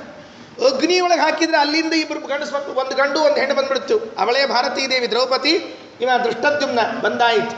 ಇಲ್ಲೆಲ್ಲಿ ತಂದೆ ಇಲ್ಲ, ತಾಯಿ ಇಲ್ಲ, ಏನೂ ಇಲ್ಲದ ಶಿಶುಗಳ ಜನನ ಆಯಿತು. ಶಾಸ್ತ್ರ ಹೇಳ್ತದೆ ಹೀಗೂ ಜನನ ಆಗಬಹುದು. ಬರೇ ತಂದೆ ಸಂಪರ್ಕ ಇಲ್ಲದೆ ತಾಯಿಯ ಗರ್ಭದಲ್ಲಿ ಮಗುವಿದೆ ಅಂದರೆ ಆಗಬಹುದು. ತಂದೆ ತಾಯಿಗಳು ಇಬ್ಬರೂ ದೂರದಲ್ಲಿ ಇದ್ದರೂ ಆಹುತಿಯನ್ನು ಇಲ್ಲಿ ಹಾಕಿ ಮಕ್ಕಳನ್ನು ಹುಟ್ಟಿಸ್ಬಹುದು.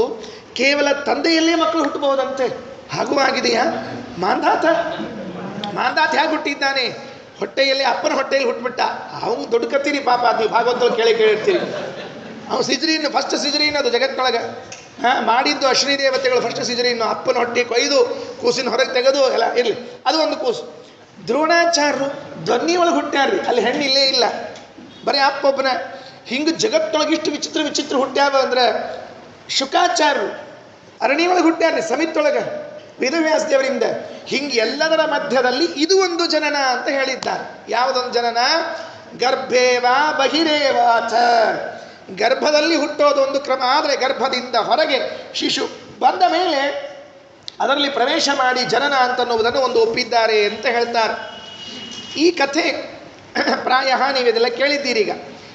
ಇದನ್ನೇನು ನಾರಾಯಣ ಪಂಡಿತಾಚಾರ್ಯ ಹೇಳಿದ್ರಲ್ಲ, ಸಂಪೂರ್ಣ ಲಕ್ಷಣ ಚಣಂ ನವರಾಜಮಾನ ದ್ವಾರಾಂತರಂ ಪರಮಸುಂದರ ಮಂದಿರಂ ತತ್ ರಾಜೇವ ಸತ್ಪುರವರಂ ಭುವನಾಧಿರಾಜ ನಿಷ್ಕಾಸಯನ್ ಪರಮಸೌ ಭಗವಾನ್ ವಿವೇಶ ಅಂತ ಈ ಒನ್ಲೈನ್ ಸ್ಟೋರಿ ಇದೆಯಲ್ಲ.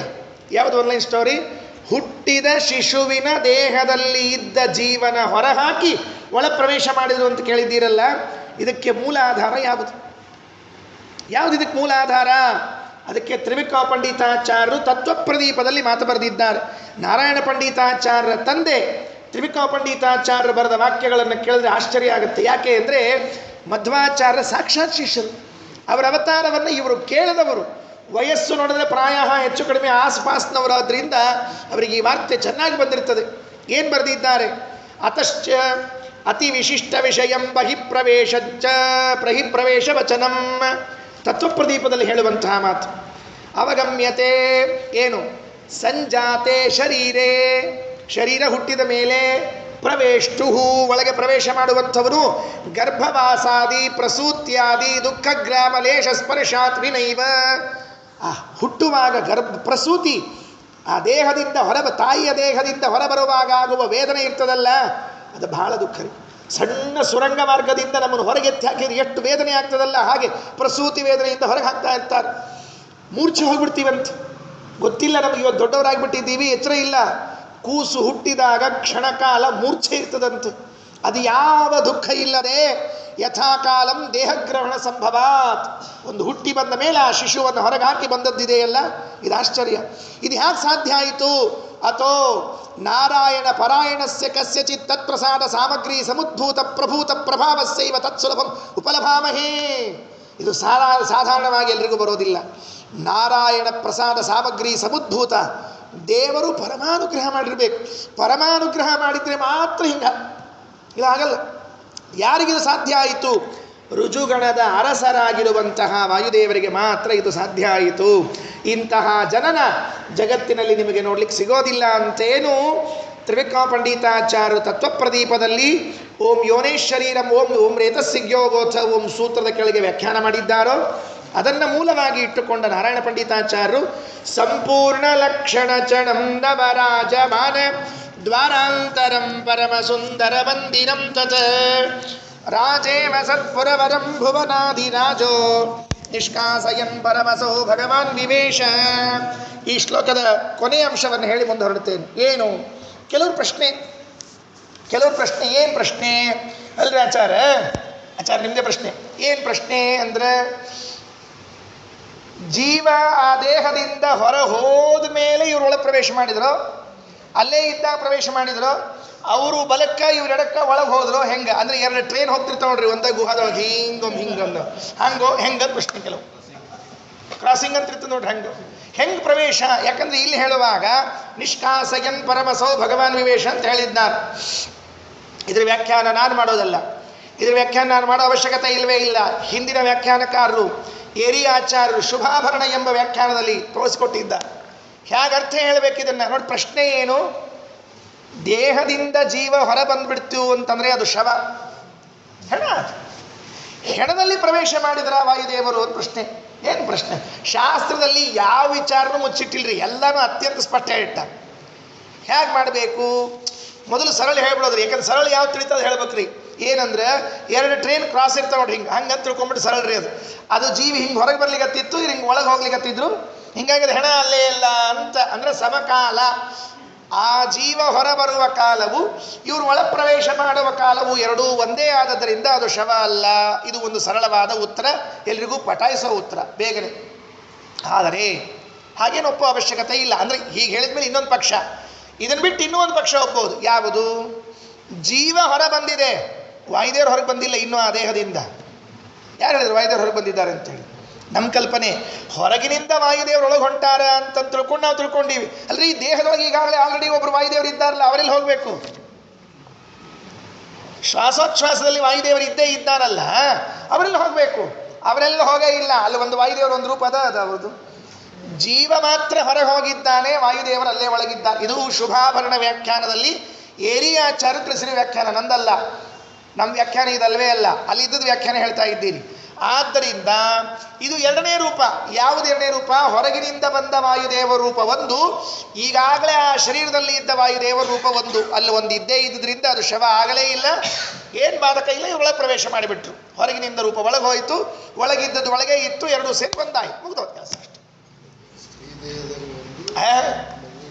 ಮಗುವಿನ ದೇಹದಲ್ಲೊಂದು, ಹೊರಗಿರೋ ದೇಹ ಒಂದು. ಹೊರಗೆ ವಾಯುದೇವರೊಬ್ಬರು ಇದ್ದಾರೆ, ಮಗುವಿನ ದೇಹದಲ್ಲಿ ಒಂದು ವಾಯುದೇವರಿದ್ದಾರೆ. ಸ್ತ್ರೀ ದೇಹ ತಗೊಂಡೇ ನೋಡಬೇಕು, ಮುಗಿದತ್ತಲ್ಲ, ಅದು ಕಥೆನೇ ಇಲ್ಲ. ಹಾಗಾಗಿ ಶಿಶು ಏನು ಜನನವಾಗಿದೆ, ಆ ಶಿಶುವಿನ ದೇಹದಲ್ಲೇನು ಶ್ವಾಸೋಚ್ಛ್ವಾಸ ಮಾಡ್ತಾ ವಾಯುದೇವರಿದ್ದೇ ಇದ್ದಾರೆ. ಅದು ಒಂದು ರೂಪದಲ್ಲಿ ಅದೇ ಅದೇನು ಹೊರಗೆ ಬಂದಿಲ್ಲ, ಜೀವಷ್ಟ ಹೊರಗೆ ಬಂದದ. ಇವರೊಳ ಪ್ರವೇಶ ಮಾಡಿದ್ದಾರೆ. ಇದು ಒಂದು ರೀತಿಯಿಂದ ಉತ್ತರ ಹೇಳ್ಬೋದು. ಹೊರಗ ಒಳಗ ಇಬ್ಬರು ಅನ್ನೋದು ಒಂದು ರೀತಿಯಿಂದ ಉತ್ತರ. ಇನ್ನೊಂದು ಉತ್ತರ ಏನು ಅಂತ ಕೇಳಿದ್ರೆ, ಹೌದು, ಶವದಲ್ಲೇ ಪ್ರವೇಶ ಮಾಡಿದ್ದಾರೆ. ಏನು ಬಾಧಕ? ಏನೀಗ ಕಿಂ ಬಾಧಕ? ಯಾರು ಹೇಳಿದ್ರೆ ಶವದಲ್ಲಿ ಪ್ರವೇಶ ಮಾಡಬಾರ್ದು ಅಂಥೇಳಿ? ಏನು ನಿಯಮ ಇದೆಯಾ ಶವದಲ್ಲಿ ಪ್ರವೇಶ ಮಾಡಬಾರ್ದು ಅಂಥೇಳಿ? ಯಾಕೆ ನೋಡ್ರಿ, ಏನಾಗತ್ತೆ ಅಂತಂದರೆ ಬಹಳ ಸ್ವಾರಸ್ಯ. ಇದೊಂದು ಅರ್ಥ ಮಾಡಿಕೊಳ್ಬೇಕು. ಬೃಹದಾರಣ್ಯಕ ಉಪನಿಷತ್ತಿನಲ್ಲಿ ಅಶ್ವಮೇಧ ಬ್ರಾಹ್ಮಣ ಅಂತ ಒಂದು ಬ್ರಾಹ್ಮಣ ಇದೆ. ಇದೆಲ್ಲ ತುಂಬ ಶಾಸ್ತ್ರೀಯವಾದ ಚರ್ಚೆ. ಇದು ಸುಮಧ್ವ ವಿಜಯದಲ್ಲಿ ನೀವು ಇಷ್ಟು ವಿಸ್ತಾರವಾಗಿ ಕೇಳ್ತಾ ಇದ್ದೀರಿ ಅಂದರೆ ವಾಯುದೇವರ ಅನುಗ್ರಹ ಇದು. ಇಷ್ಟೆಲ್ಲ ವಿಸ್ತಾರವಾಗಿ ಸುಮಧ್ವ ಹೇಳೋ ಕೈಗೆ ಹಾಕೋದೇ ಇಲ್ಲ, ಗೋಜ ಇಲ್ಲ, ಇದಕ್ಕೆಲ್ಲ ಇದನ್ನ ಯಾರು ತಲೆಗೆಡಿಸ್ಕೊತಾರೆ? ಇದನ್ನು ಹುಟ್ಟಿರು ಅಂತ ಹೇಳಿ ಮುಂದೆ ಹೋಗಿ ಬರ್ತಿತ್ತು. ಹಾಗಿಲ್ಲ. ಬೃಹದಾರಣ್ಯಕ ಉಪನಿಷತ್ತಿನಲ್ಲಿ ಒಂದು ಕಥೆ ಬರ್ತದೆ. ಮೊದಲನೇ ಬ್ರಾಹ್ಮಣ ಅಶ್ವಮೇಧ ಬ್ರಾಹ್ಮಣ ಅಂತ. ಬ್ರಹ್ಮದೇವರ ಸೃಷ್ಟಿಯಾಗಿದೆ. ಬ್ರಹ್ಮದೇವರು ದೇವರ ಪೂಜೆ ಮಾಡಬೇಕು ಅಂತ ನೋಡಿದ್ರಂತೆ. ಸುತ್ತಮುತ್ತಲಿನಲ್ಲಿ ಯಾವ ಸಾಮಾನು ಕಾಣಿಸ್ತಿಲ್ಲ. ಅಯ್ಯೋ ಅಂದರು, ಶ್ರಮ ಆಗಿಬಿಟ್ಟಿತ್ತು. ಬ್ರಹ್ಮದೇವರು ನೋಡಿದ್ರು ಸುತ್ತಮುತ್ತ ಯಾವ ಸಾಮಾನಿಲ್ಲ.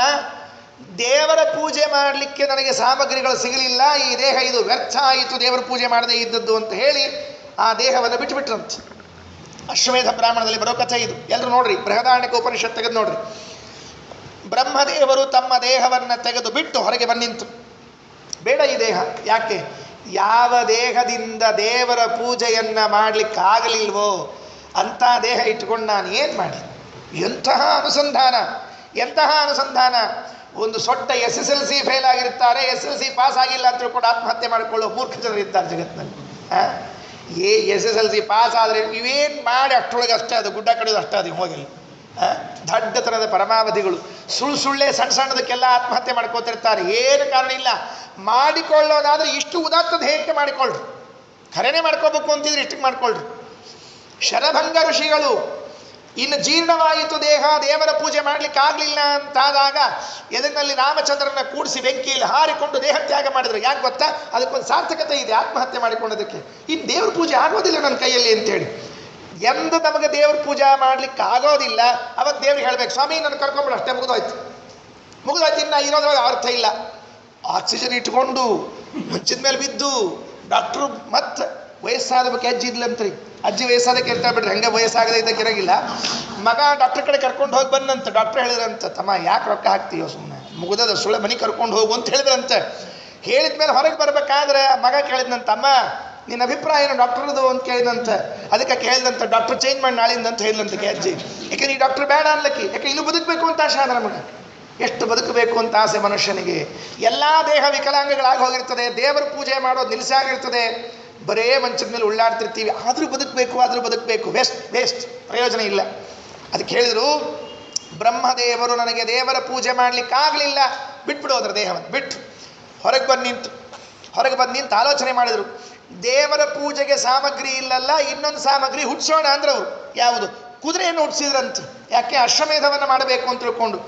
ಈ ಕುದುರೆ ಸೃಷ್ಟಿ ಮಾಡಬೇಕು ಅಂತ ಸಂಕಲ್ಪ ಮಾಡಿಕೊಳ್ಳುವಾಗ ಈ ದೇಹ ಬಾತ್ಕೊಳ್ತಂತೆ.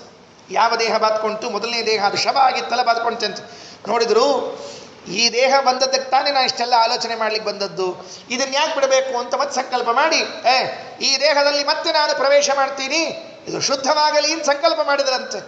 ಮಾಡಿದ ಕೂಡಲೇ ಮತ್ತೆ ಆ ದೇಹ ಪವಿತ್ರವಾಯಿತು. ಆ ದೇಹದಲ್ಲಿ ಬ್ರಹ್ಮದೇವರು ಪ್ರವೇಶ ಮಾಡಿ ಎದ್ದು ಕುಳಿತು ಯಜಮಾನನಾಗಿ ಕುದುರೆ ರೂಪದಲ್ಲಿ ಅವರೇ ಇದ್ದು ಅಶ್ವಮೇಧ ಯಾಗವನ್ನು ಮಾಡಿದರು ಅಂತ ಹೇಳ್ತಾರೆ. ಬಹಳ ವಿಸ್ತಾರವಾಗಿದೆ, ಸಂಗ್ರಹ ಮಾಡಿ ಹೇಳಿದ್ದೇನೆ. ಅಂದರೆ ಶವ ಇದ್ರೂ ಕೂಡ ಮೇಧ್ಯ, ಅದಕ್ಕೆ ಅಶ್ವಮೇಧ ಅಂತ ಆದದ್ದು. ಹೀಗೆ ಏರಿಬಾಳಾಚಾರ್ಯರು ಬೃಹದಾರಣ್ಯಕದಲ್ಲಿ ಇಂತಹ ವಾಕ್ಯ ಇದೆ, ಅದಕ್ಕಾಗಿ ಶವದಲ್ಲಿ ಪ್ರವೇಶ ಮಾಡಿದರು ಅಂದರೂ ಏನು ಬಾಧಕ ಇಲ್ಲ, ಅದು ಪವಿತ್ರನೇ ವಾಯುದೇವರ ಸಂಕಲ್ಪ. ಅಥವಾ ವಾಯುದೇವರು ಒಂದು ರೂಪದಿಂದ ಒಳಗೆ ಇದ್ದೇ ಇದ್ರಾದ್ರಿಂದ ಅದು ಅಲ್ವೇ ಅಲ್ಲ, ಅಥವಾ ಇವರು ಒಳಗೆ ಅವ್ರ ಹೊರಗೆ ಆದ್ದರಿಂದ ಏನೂ ಬಾಧಕವಿಲ್ಲ. ಹೀಗೆ 3 ರೀತಿಯಿಂದಲೂ ಕೂಡ ಈ ಶ್ಲೋಕವನ್ನು ಶಾಸ್ತ್ರೀಯವಾಗಿ ವಿಚಾರ ಮಾಡಬಹುದು ಅಂತ ತಿಳಿಸಿದ್ದಾರೆ. ಮುಗಿದ ಮೇಲೆ ಮುಂದೆ ವಾದ್ಯ ಮೊಳಗಿತಂತೆ ಎಲ್ಲ ಕಡೆಗೆ. ಸಂತುಷ್ಯತಾಂ ಸಕಲ ಸನ್ನಿಕರೈರಸದ್ಭಿಃ ಖಿದ್ದೇತ ವಾಯುರವ ಮಾವಿರಭೂತ್ ಪೃಥಿವ್ಯಾಂ ಆಖ್ಯನ್ನಿತೀವ ಸುರದುಂದು ವಿಮಂದ್ರನಾದಃ ಪ್ರಾಶ್ರಾವಿ ಕೌತುಕವಶೈರಿಹಮಾನವೈಶ್ಚ.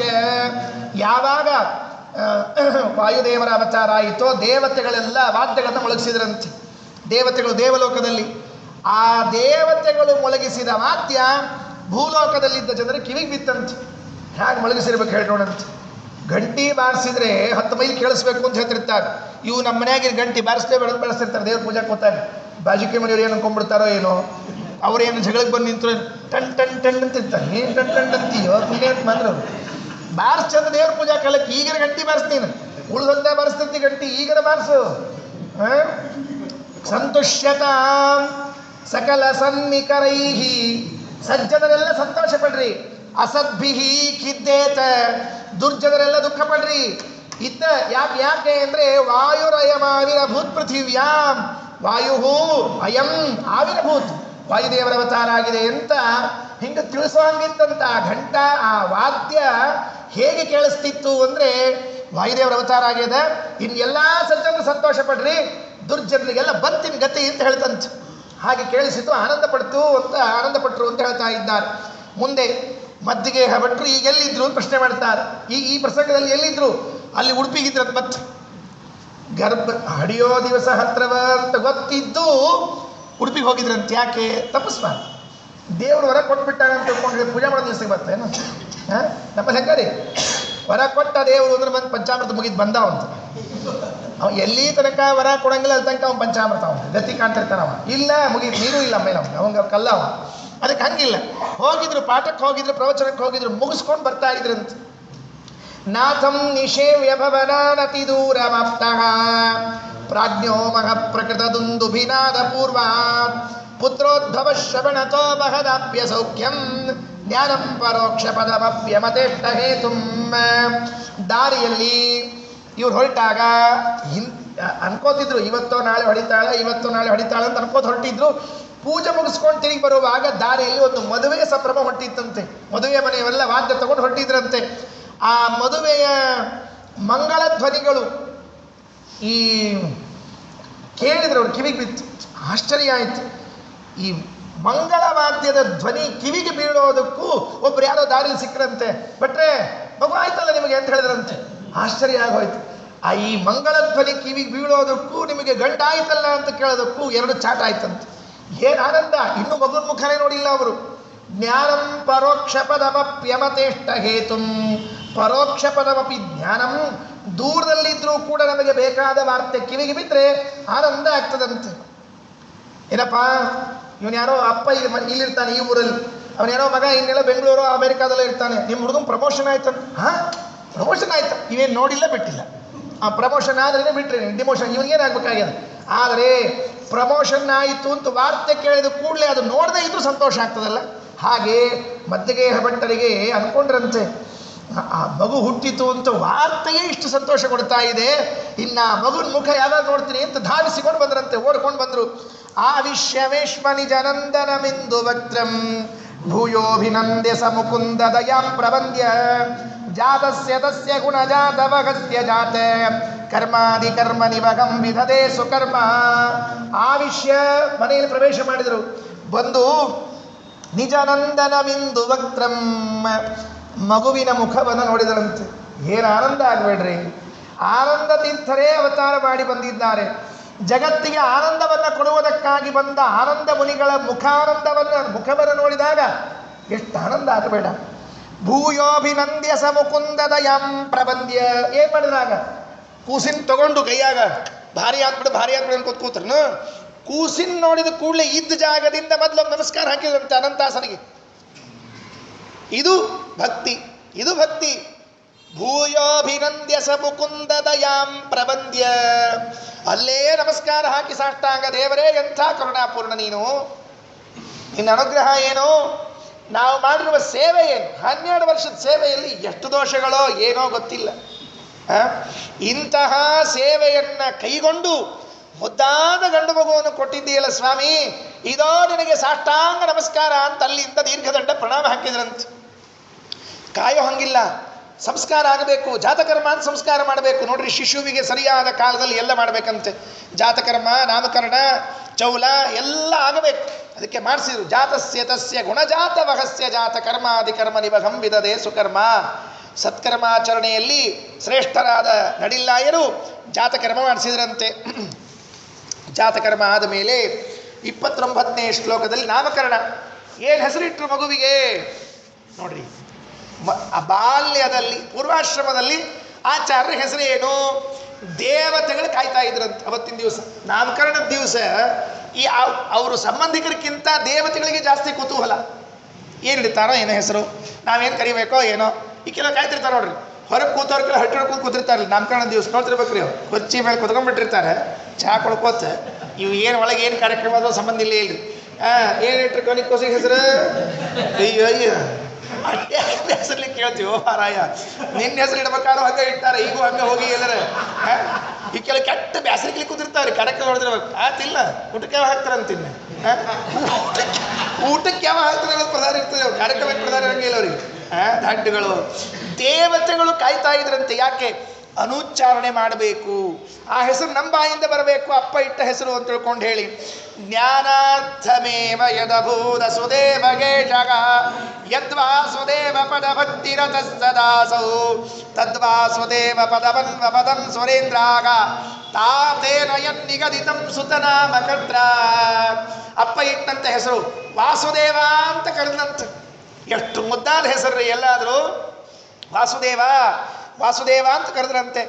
ಒಂದು ಅಪ್ಪ ಹೆಸರು ಇಟ್ಟದ ಕೂಡಲೇ ದೇವತೆಗಳ ಕಿವಿಗೆ ಆಹಾ ಎಷ್ಟಾನಂದ ಎಷ್ಟಾನಂದ ಅಂತ. ತದ್ವಾಸುದೇವ ಪದಮನ್ವಪದಂ ಸುರೇಂದ್ರಾಹ. ಸುರೇಂದ್ರಾಹ ದೇವತೆಗಳು ತದ್ವಾಸುದೇವ ಪದಂ ಅನ್ವವದನ್ ಮತ್ತೆ ಮತ್ತೆ ಹೇಳಿದ್ರಂತೆ.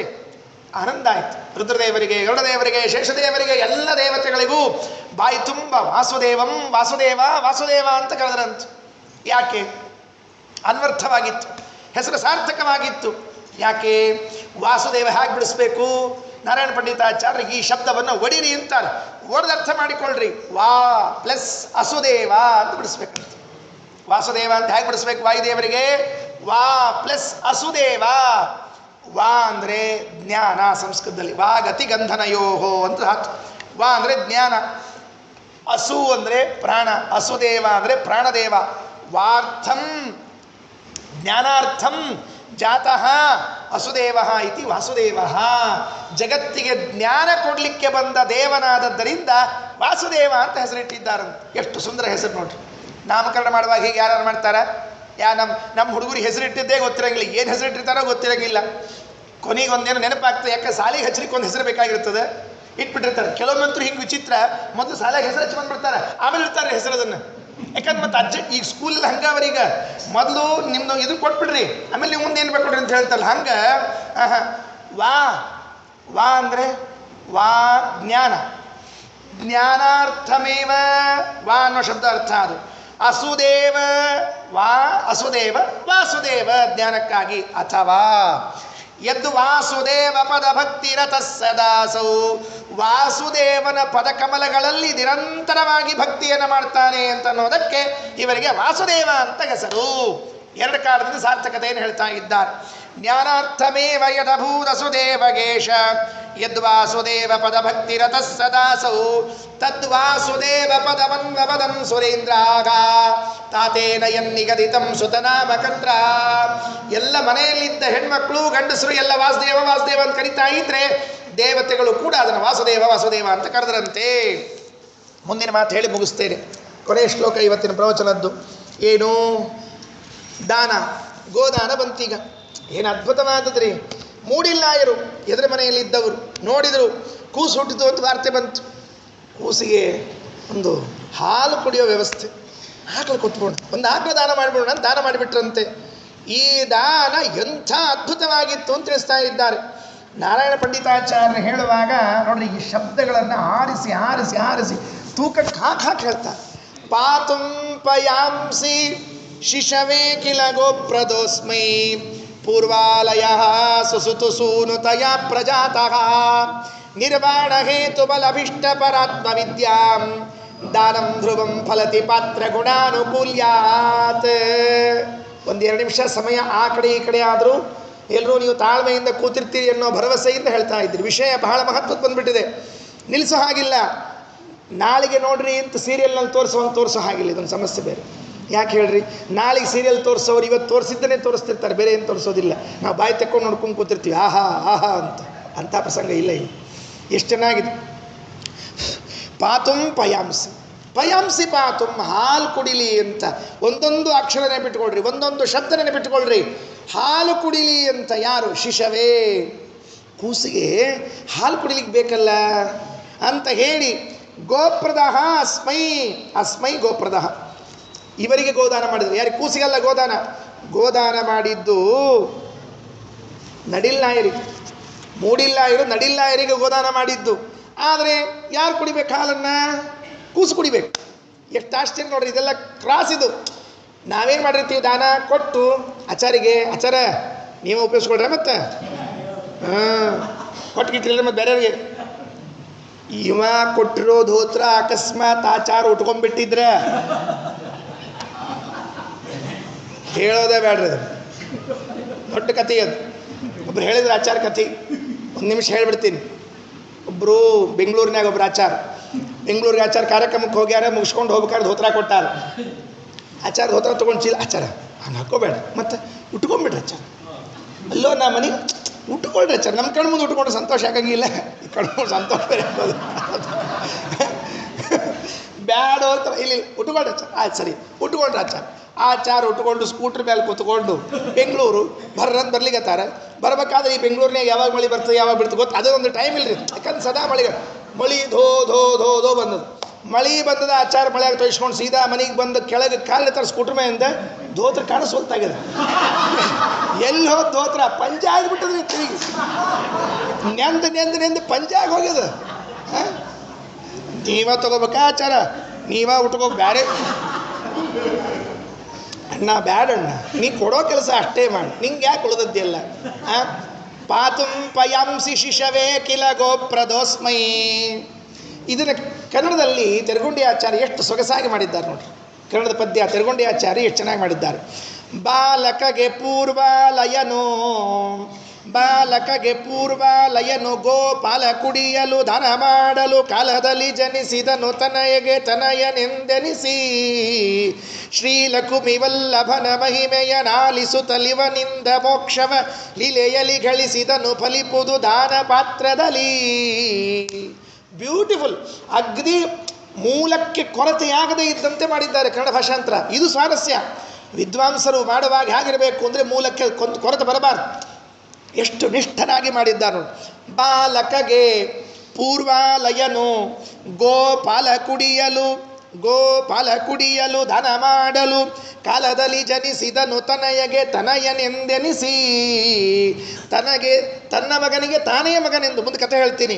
ಶ್ರೀಲಕುಮಿ ವಲ್ಲಭನ ಮಹಿಮೆಯನು ಆಲಿಸುತ್ತಲಿ ಇವನಿಂದ ಮೋಕ್ಷವ ಲೀಲೆಯಲ್ಲಿ ಗಳಿಸಿದನು ಫಲಿಸುವುದು ದಾನ ಪಾತ್ರದಲ್ಲಿ. ಏನು ಬ್ಯೂಟಿಫುಲ್. ದಾನ ಕೊಟ್ಟರೆ ಎಂಥವ್ರಿಗೆ ಕೊಡಬೇಕು? ಪಾತ್ರನಿಗೆ ಕೊಡ್ಬೇಕಂತ. ಏನಾಯಿತು ಇವರು ದಾನ ಕೊಟ್ಟದ್ದು? ದಾನಂ ಧ್ರುವಂ ಫಲತಿ ಪಾತ್ರ ಗುಣಾನುಕೂಲ್ಯಾತ್. ಪಾತ್ರದ ಗುಣಕ್ಕೆ ಅನುಗುಣವಾಗಿ ಫಲ ಆಗ್ತದಂತೆ. ಹುಷಾರಾಗಿರ್ಬೇಕು ದಾನ ಕೊಡುವಾಗ. ಎಂಥವ್ರಿಗೋ ದಾನ ಕೊಡಬಾರ್ದು. ದಾನ ಕೊಡುವಾಗ ತೆಗೆದುಕೊಳ್ಳುವನಿಗೆ ಆನಂದ ಆಗ್ತದೆ, ಕೊಡುವನಿಗೂ ಆನಂದ ಆಗ್ತದೆ. ಇಬ್ಬರು ಹುಷಾರಾಗಿರ್ರಿ. ಏನು, ನಾನೇನು ಅಯೋಗ್ಯನಿಗೆ ದಾನ ಕೊಡ್ತಿಲ್ಲ ತಾನೆ, ನಾನು ಕೊಟ್ಟ ದಾನ ಸದ್ವಿನಿಯೋಗ ಆಗ್ತಾ ಇದೆ ತಾನೇ, ಇದು ಸತ್ಕಾರ್ಯಕ್ಕೆ ಬಳಕೆ ಆಗ್ತಾ ಇದೆ ತಾನೇ ಅಂತ ಕೊಡ್ಬೇಕಂತ. ಅಕಸ್ಮಾತ್ ನಾವು ಕೊಟ್ಬಿಡೋಣ, ತೊಗೊಂಡವನು ಹೋಗಿ ಎಲ್ಲೆಲ್ಲೋ ಇನ್ವೆಸ್ಟ್ ಮಾಡಿಬಿಡೋಣ, ಅಥವಾ ತಗೊಳ್ಬಾರ್ದ ಪದಾರ್ಥಗಳನ್ನು ತೊಗೊಂಡ್ಬಿಡೋಣ, ನಿಷಿದ್ಧ ಪದಾರ್ಥಗಳನ್ನು ತಿಂದುಬಿಡೋಣ, ನಾವು ಕೊಟ್ಟ ದುಡ್ಡಿನಿಂದ ಏನಾಗಲಿಕ್ಕಿಲ್ಲ. ಅದಕ್ಕೆ ದಾನ ಕೊಡುವಾಗ ವಿಚಾರ ಮಾಡಬೇಕಂತ. ದಾನ ತೆಗೆದುಕೊಳ್ಳುವನು, ನಾನೇನು ದಾನ ತಗೊಳ್ತಾ ಇದ್ದೀನಲ್ಲ, ಇದು ಯೋಗ್ಯ ರೀತಿಯಿಂದ ಸಂಪಾದನೆ ಮಾಡಿದ ಹಣವನ್ನು ದಾನ ತಗೊಳ್ತಾ ಇದ್ದೀನಾ, ಅಥವಾ ಅನ್ಯಾಯ ಮಾರ್ಗದಲ್ಲಿ ಏನಾದರೂ ಸಂಪಾದನೆ ಮಾಡಿದ್ದನ್ನು ತಗೊಂಡಿದ್ದೀನಾ? ನಮ್ಮ ಗುರುಗಳು ಹೇಳ್ತಾ ಇರ್ಬೇಕು ಯಾವಾಗಲೂ, ದಾನ ತೆಗೆದುಕೊಂಡ ಹಣವೋ ವಸ್ತುವೋ ಇರ್ತದಲ್ಲ, ಅದರ ಬಳಕೆ ಮೇಲೆ ಗೊತ್ತಾಗ್ತಂಥದ್ದು ಎಂಥದ್ದೊಂದು ಗೊತ್ತಾಗ್ಬಿಡ್ತಂತ. ಇನ್ನು ಚಲೋ ದಕ್ಷಿಣ ದಾನ ತೊಗೊಂಡಿದ್ದ ಅಂತ ಇಟ್ಕೊಳ್ರಿ, ಮುಂದೆ ಸಾಲಕ್ಕೆ ನೆಗಡಿ, ಕೆಮ್ಮು, ಜ್ವರ, ಹಾಸ್ಪಿಟಲ್ಲು, ಅದು ಅರ್ಥ ಅಷ್ಟ. ಅದು ಎಲ್ಲಿಂದ ಬಂದಂತ ತಿಳ್ಕೊಂಬಿಟ್ರಿ. ಇದಕ್ಕೆ ಹೆಚ್ಚಿಗೆ ಹೇಳೋ ಕಾರಣ ಇಲ್ಲೇ ಇಲ್ಲ. ಯಾವುದೋ ಒಂದು ಪ್ರಯೋಜನ ಇದೆ, ಇದು ಸಾಮಾನು ತಂದು ಮನೆಗೆ ಇಟ್ಬಿಡೋದ್ರಿ. ಫೆಸ್ಟಿವಲ್ ಅಂತ ಬಂದಿರ್ತಾರೆ ನೋಡಿ, ಅಮೆಜಾನ್ ಫೆಸ್ಟಿವಲ್, ಫ್ಲಿಪ್ಕಾರ್ಟ್ ಫೆಸ್ಟಿವಲ್. ಆ ಫೆಸ್ಟಿವಲ್ನಾಗ ಒಂದು ಯಾವುದೋ ದರಿದ್ರ ಮಾರಿದ ಒಂದು ವಸ್ತು ತಂದು ಮನೆಯಾಗ ಮಾಡಿದಾಗ ಇಟ್ಬಿಡೋದು. ಅದು ಈ ಕಡೆ ಒರೆಸ್ಲಿಕ್ಕೆ ಬಂದಿರಬಾರ್ದು, ಆ ಕಡೆ ಉಟ್ಕೊಳ್ಳಿಕ್ಕೆ ಬಂದಿರಬಾರ್ದು, ಆ ಕಡೆ ತೊಳ್ಕೊಂಡು ಎದಕ್ಕೂ ಬಂದಿರಬಾರ್ದು. ಎದಕ್ಕೆ ಬಂತದು? ಹಾಗಾದರೆ ಈ ದುಡ್ಡು ಎಲ್ಲಿಂದ ಬಂತು ಅಂತ ಅರ್ಥ ಮಾಡಿಕೊಳ್ರಿ. ಇನ್ನು ಕೆಲವು ಇರ್ತಾವೆ ಅಲ್ಪ ದುಡ್ಡು, ಸಣ್ಣದೊಂದೇನೋ ಸಾಮಾನು ದಿವಸ ಉಪಯೋಗಕ್ಕೆ ಬೀಳ್ತಿರ್ತದೆ. ದೇವ್ರ ಪೂಜೆಗೆ ಒಂದು ತೀರ್ಸೋಟು ಬೆಳ್ಳಿದೊಂದು ಯಾವುದೋ ದಿವಸ ಉಪಯೋಗಿಸ್ತಿರ್ತಾರೆ. ಅದನ್ನು ಆಶ್ಚರ್ಯ ನೋಡ್ರಿ, ಯಾಕಾಯಿತು ಅಂದರೆ ಅದು ಸದ್ವಿನಿಯೋಗ ಸರಿಯಾಗಿ ಬಂದದ್ದು ಅಂತ ಅರ್ಥ. ಹಾಗಾಗಿ ದಾನ ಕೊಟ್ಟ ವಸ್ತು ಬಳಸೋದ್ರ ಮೇಲೆ ಗೊತ್ತಾಗ್ತದೆ ಅದು ಹೆಂಗೆ ಕೊಟ್ಟಿದ್ದಾರೆ ಅಂತೇಳಿ. ದಾನ ಕೊಡೋನು ಈ ವ್ಯಕ್ತಿ ಸರಿಯಾಗಿ ತಗೊಳ್ತಾನಲ್ಲಿ ನೋಡಬೇಕು, ದಾನ ತೆಗೆದುಕೊಳ್ಳವನು ಈ ಸರಿಯಾಗಿ ತಂದು ಕೊಟ್ಟಿದ್ದಾನೋ ಇಲ್ಲೋ ಎರಡೂ ನೋಡಬೇಕು. ಅದಕ್ಕೆ ಇಲ್ಲಿ ಹೇಳಿದರು, ಆ ಪೂರ್ವಾಲಯ ಬ್ರಾಹ್ಮಣ ಮೂಡಿಲ್ಲಾಯ ಗೋದಾನ ಮಾಡಿದ್ದಂತೆ. ಪಾತುಂಪಯಾಂಸಿ ಶಿಶವೇ ಕಿಲ ಗೋಪ್ರದೋಸ್ಮೈ. ಪೂರ್ವಾಲಯ ದಾನ ಕೊಟ್ಟ ಮೇಲೆ ಏನಾಯಿತು? ಸ್ವಸುತ ಸೂನುತಯ ಪ್ರಜಾತಃ. ವಯಸ್ಸಾಗಿತ್ತು ದಾನ ಕೊಡೋ ಕಾಲಕ್ಕೆ. ದಾನ ಕೊಟ್ಟ ಮೇಲೆ ಕೆಲವು ದಿನಗಳಲ್ಲಿ ದೇಹ ತ್ಯಾಗ ಮಾಡಿದ, ಸಹಜವಾಗಿ ವಯೋವೃದ್ಧನಾಗಿದ್ದ ಹೋದರೆ ಸ್ವಾರಸ್ಯ ನೋಡ್ರಿ. ತನಯನಲಿ ತನಯಾಗಿ ಜನಿಸಿದನು. ತನ್ನ ಮಗನ ಹೊಟ್ಟೆಯಲ್ಲಿ ತಾನೇ ಹುಟ್ಟಿ ಬಂದ್ಬಿಟ್ಟಂತ. ಮತ್ತೆ ದೂರ ಇಲ್ಲ, ತನ್ನ ಮಗನ ಹೊಟ್ಟೆಯಲ್ಲಿ ತಾನೇ ಹುಟ್ಟಿ ಬಂದ್ಬಿಟ್ಟ. ಈ ಭಾಗ್ಯ ಎಷ್ಟು ಮಂದಿಗುಂಟು? ಯಾಕೆ? ಇವರು ತನ್ನ ಮಗನ ಹೊಟ್ಟೆಯಲ್ಲಿ ಹುಟ್ಟಿ ಬಂದು ಬೆಳೆದು ನಿಲ್ಲೋದ್ರೊಳಗಾಗಿ ಆಚಾರ್ಯರು ಬೆಳೆದು ದೊಡ್ಡವರಾಗಿ, ಅರ್ಥಾತ್ ಲೋಕದೃಷ್ಟಿಯಿಂದ ಬೆಳೆದು ದೊಡ್ಡವರಾಗಿ ಸರ್ವಮೂಲ ಗ್ರಂಥಗಳ ರಚನೆ ಆಗಿಬಿಟ್ಟಿತ್ತು. ಇವರಲ್ಲಿ ಪಾಠಕ್ಕೆ ಹೋದ. ಏನಾಶ್ಚರ್ಯ! ಮೂಡಿಲ್ಲಾಯ ಬ್ರಾಹ್ಮಣ ತನ್ನ ಮಗನ ಹೊಟ್ಟೆಯಲ್ಲಿ ಹುಟ್ಟಿ ಬಂದು ಯಾರಿಗೆ ಪೂರ್ವ ಜನ್ಮದಲ್ಲಿ ಗೋದಾನ ಮಾಡಿದ್ನಲ್ಲೋ ಅವರಿಂದ ಗೋದಾನ ಮಾಡಿಸಿಕೊಂಡ ಮತ್ತೆ ಜ್ಞಾನದಾನ ಆಯಿತು. ಶ್ರೀಮದಾಚಾರ್ಯ ಎದುರಿನಲ್ಲಿ ಕುಳಿತುಕೊಂಡು ಪಾಠ ಕೇಳುವಂತಹ ಸೌಭಾಗ್ಯ ಸಿಗಬೇಕು ಅಂತಾದರೆ ದಾನ ಕೊಟ್ಟದ್ದು ಹೇಗಿತ್ತು ಅರ್ಥ ಮಾಡಿಕೊಳ್ರಿ.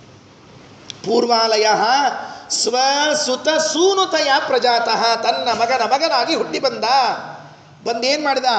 ನಿರ್ವಾಣ ಹೇತು ಮೋಕ್ಷಕ್ಕೆ ಕಾರಣವಾಗಿರ್ತಕ್ಕಂಥ ಶಾಸ್ತ್ರಂ ಅಲಭಿಷ್ಟ, ಶಾಸ್ತ್ರ ಪಡೆದಿದ್ದಾರಂತೆ. ಹಾಗಾದರೆ ದಾನ ಎಷ್ಟು ಶ್ರೇಷ್ಠವಾಗಿತ್ತು ನೆನ್ಪಿಟ್ಕೊಳ್ರಿ. ಅದಕ್ಕೆ ಅರ್ಥ ಏನು ಮಾಡ್ಬೇಕು ನಾವೀಗ? ನಾವು ದಾನ ಕೊಡುವಾಗ ಈ ದಾನ ನನ್ನ ಮೋಕ್ಷದವರೆಗೂ ಕರ್ಕೊಂಡು ಹೋಗೋ ದಾನ ಆಗಲಿ ಅಂತ ಕೊಡ್ಬೇಕಂತ. ಬರೀ ಸ್ವರ್ಗಕ್ಕೆ ಕರ್ಕೊಂಡು ಹೋಗೋ ದಾನ ಅಲ್ಲ, ಪಾಪ ಪರಿಹಾರ ಮಾಡೋ ದಾನ ಅಲ್ಲ. ಈ ದಾನ ದೇವರ ದರ್ಶನ ಆಗುವಂತಹ ದಾನವಾಗಲಿ, ದೇವರ ದರ್ಶನಕ್ಕೆ ಕಾರಣೀಭೂತವಾಗುವಂತಹ ದಾನವಾಗಲಿ. ದಾನ ಕೊಡುವಾಗ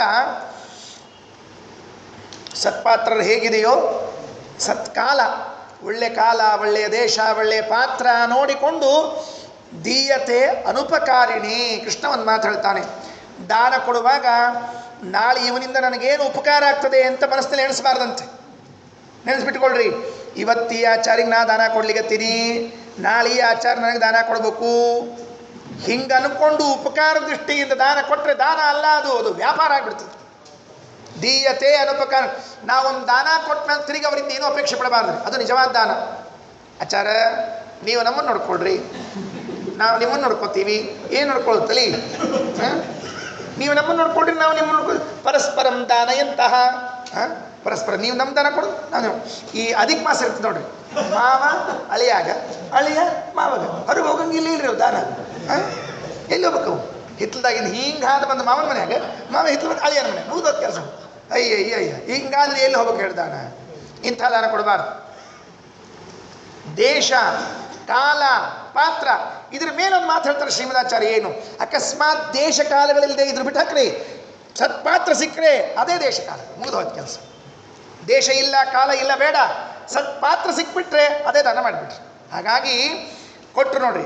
ಇದನ್ನ ನಮ್ಮ ಪಾತುಂಪಯಾಂಸಿ ಶಿಶವೇ ಕಿಲ ಗೋಪ್ರದೋಸ್ಮೈ, ಕೂಸು ಹಾಲು ಕುಡಿಲಿ ಅನ್ನುವ ಉದ್ದೇಶದಿಂದ ಗೋದಾನ ಮಾಡಿದ್ರಂತೆ. ಶ್ರೀಮದಾಚಾರ್ಯರು ಗ್ರಂಥದಲ್ಲಿ ಒಂದು ಮಾತು ಹೇಳ್ತಾರೆ. ಗೋ ಅಂದರೆ ಏನು? ದೇವರಿಗೆ ಗೋ ಅಂತ ಹೆಸರಂತೆ. ಯಾಕೆ? ಗೌಶ್ಚ ಸದ್ಗತಿ ಹೇತುತ್ವಾತ್. ಬೃಹದಾರಣ್ಯಕದಲ್ಲಿ ಹೇಳುವಾಗ ಸದ್ಗತಿಗೆ ಕಾರಣವಾದದ್ರಿಂದ ಇದಕ್ಕೆ ಗೋ ಅಂತ ಕರೀತಾರಲ್ಲ. ದೇವರು ನಮ್ಮ ಸದ್ಗತಿಗೆ ಕಾರಣನಾದದ್ರಿಂದ ಅವ ನಿಜವಾಗಿ ಗೋ. ಈ ಆಕಳು, ಈ ವಾಯುದೇವರಿಗೆ ದಾನ ಬಂದದ್ದು ಒಂದು ಸ್ವಾರಸ್ಯ ಅದ.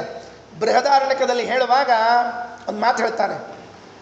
ಆಕಳ ಹುಲ್ಲು ತಿಂತದೆ, ಹಾಲಾಗಿ ಪರಿಣಾಮ ಆಗ್ತದೆ. ಅದು ಹುಲ್ಲು ತಿಂದದ್ದು ಹಾಲಾಗಿ ಪರಿಣಾಮ ಆಗುವಾಗ ಮಧ್ಯದಲ್ಲಿ ದೇವತೆಗಳ ವ್ಯಾಪಾರ ಇರ್ತದೆ. ದೇವತೆಗಳ ವ್ಯಾಪಾರ ಯಾರು ಮಾಡೋದನ್ನ ಅಂತ ಕೇಳಿದ್ರೆ ವಾಯುದೇವರೇ ಮಾಡ್ತಾರಂತೆ. ಅನ್ನಂ ರಸಾದಿ ರೂಪೇಣ ಪ್ರಾಣ ಪರಿಣಯತ್ಯಸೌ. ಅನ್ನಂ, ಈ ಆಕಳು ಮೊದಲಾದವುಗಳು ತಿಂದದ್ದು ಯಾವುದು? ಹಾಲು ಕೊಡುವಂತಹ ಪ್ರಾಣಿಗಳ ಆಕಳು ಇಟ್ಕೊಳ್ರಿ ಪ್ರಧಾನವಾಗಿ. ಆ ಹುಲ್ಲು ತಿಂದದ್ದನ್ನ ನಾವೇನು ತಿಳ್ಕೊಂಡಿದ್ದೇವೆ? ಅದು ಸಹಜ, ಕ್ಯಾಜುವಲ್ ಅಲ್ರಿ, ಆಗ್ತದೆ ಅಂತ ತಿಳ್ಕೊಂಡಿವಿ. ಅಲ್ಲ, ಆಗೋದಿಲ್ಲ. ಹಾಗಾಗೋದಿಲ್ಲ. ನಾವು ತಿನ್ಬೇಕು ಮತ್ತೆ ನೋಡಂತೆ, ಹುಲ್ಲು ಹಾಲಾಗಿ ಏನಾಗುತ್ತಲ್ಲಿ ಗೋವಿಂದ ಆಗಿಬಿಡ್ತೀವಿ, ಅಷ್ಟೇ, ಮುಗಿದು ಹೋದ ಕೆಲಸ. ಹಾಗಾದರೆ ಅದು ಮಾತ್ರ ತಿಂದು ಅದು ಮಾತ್ರ ಹಾಲಾಗಬೇಕಾದ್ರೆ ಏನು ಕಾರಣ ಅಂದರೆ ಅನ್ನಂ ರಸಾದಿ ರೂಪೇಣ ಪ್ರಾಣ ಪರಿಣಯತ್ಯಸೌ. ಮುಖ್ಯ ಪ್ರಾಣದೇವರೇ ಆಕಳ ಹೊಟ್ಟೆಯಲ್ಲಿ ಇದ್ದುಕೊಂಡು ಹುಲ್ಲನ್ನು ಹಾಲಾಗಿ ಪರಿವರ್ತನೆ ಮಾಡಿ ಜಗತ್ತಿಗೆ ಕೊಡ್ತಾರಂತೆ. ಯಾರು ಜಗತ್ತಿಗೆ ಹಾಲು ಕೊಡುವ ವ್ಯಕ್ತಿ ಇದ್ದಾರೋ ಆ ವ್ಯಕ್ತಿಗೆ ಗೋದಾನ ಮಾಡಿದ ವ್ಯಕ್ತಿ ಯಾರು ಅಂತ ಕೇಳಿದ್ರೆ ಮುಡಿಲ್ಲ ಇರು. ಹಾಲು ಕುಡಿಲಿ ಅಂತ ಕೊಟ್ಟರು ಯಾರು? ಯಾರು ಜಗತ್ತಿನಲ್ಲಿ ಆಕಳಿನಲ್ಲಿ ನಿಂತು ಹಾಲು ಮಾಡಿ ದೇವರಿಗೆ ಹಾಲು ಕೊಡ್ತಾರೋ ಅಂತಹ ವ್ಯಕ್ತಿಗೆ ಹಾಲು ಕುಡಿಲಿ ಅಂತ ಕೊಟ್ಟರೆ ಪುಣ್ಯ ಬರದೆ ಇನ್ನೇನಾಗುತ್ತೆ? ಪಾತುಂಪಯಾಂಸಿ ಶಿಶವೇ ಕಿಲ ಗೋಪ್ರದೋಸ್ಮೈ ಪೂರ್ವಾಲಯ ಸಸುತಸೂನು ತಯ ಪ್ರಜಾತಃ. ದಾನ ತಗೊಂಡವರು ಅಪ್ಪ, ಉದ್ದೇಶ ಮಗ, ಫಲ ಮೂಡಿಲ್ಲ. ಈಗ ವಾಹ್, ಏನಾಶ್ಚರ್ಯ. ದಾನ ತಗೊಂಡವರು ಇವ್ರಿ. ಹಂಗಾಗಿರ್ತದ್ರಿ. ಸ್ವಾಮಿಗಳು ಮುಂದೆ ಪೇಡೆ, ದ್ರಾಕ್ಷಿ, ಗೋಡಂಬಿ, ಬಾಳೆಹಣ್ಣು ಇಟ್ಬಿಟ್ಟಿರ್ತಾರೆ. ತಿನ್ನೋ ಹಂಗಿಲ್ಲ, ಬಿಡೋ ಹಂಗಿಲ್ಲ. ಸ್ವಾಮಿಗಳು ಏನು ಪೇಡೆ ತಿಂತಾರೆ? ಸ್ವಾಮಿಗಳಿಲ್ಲ, ತಿನ್ನೋ ಹಂಗಿಲ್ಲ. ಇಟ್ಟದ್ದು ಸ್ವಾಮಿಗಳು ಮುಂದೆ, ತಗೊಂಡದ್ದು ಶಿಷ್ಯರು. ಪುಣ್ಯ ಅವಂಗೆ ಯಜಮಾನಿಗೆ, ಮುಗ್ದ ಹೊತ್ತು. ಸ್ವಾಮಿಗಳು ಮಂತ್ರಾಕ್ಷತೆ ಖಲಾಸ್. ಪಾತುಂಪಯಾಂಸಿ ಶಿಶವೇ ಕಿಲ ಗೋಪ್ರದೋಸ್ಮೈ ಪೂರ್ವಾಲಯ ಸುಸುತುಸೂನುತಯ ಪ್ರಜಾತಃ ನಿರ್ವಾಣ ಹೇತು ಬಲವಿಷ್ಟ ಪರಾತ್ಮ ವಿದ್ಯಾಂ ದಾನಂ ಧ್ರುವಂ ಫಲತಿ ಪಾತ್ರ ಗುಣಾನುಕೂಲ್ಯಾತ್. ಶ್ರೀಕೃಷ್ಣಾರ್ಪಣಮಸ್ತು. ಅಕ್ಷಯಂ ಕರ್ಮ ಯಸ್ಮಿನ್ ಪರೇ ಸ್ವರ್ಪಿತಂ ಪ್ರಕ್ಷಯಂ ಯಾಂತಿ ದುಃಖಾನಿ ಯನ್ನಾಮತಃ ಅಕ್ಷರೋ ಯೋಜನಃ ಸರ್ವದೈ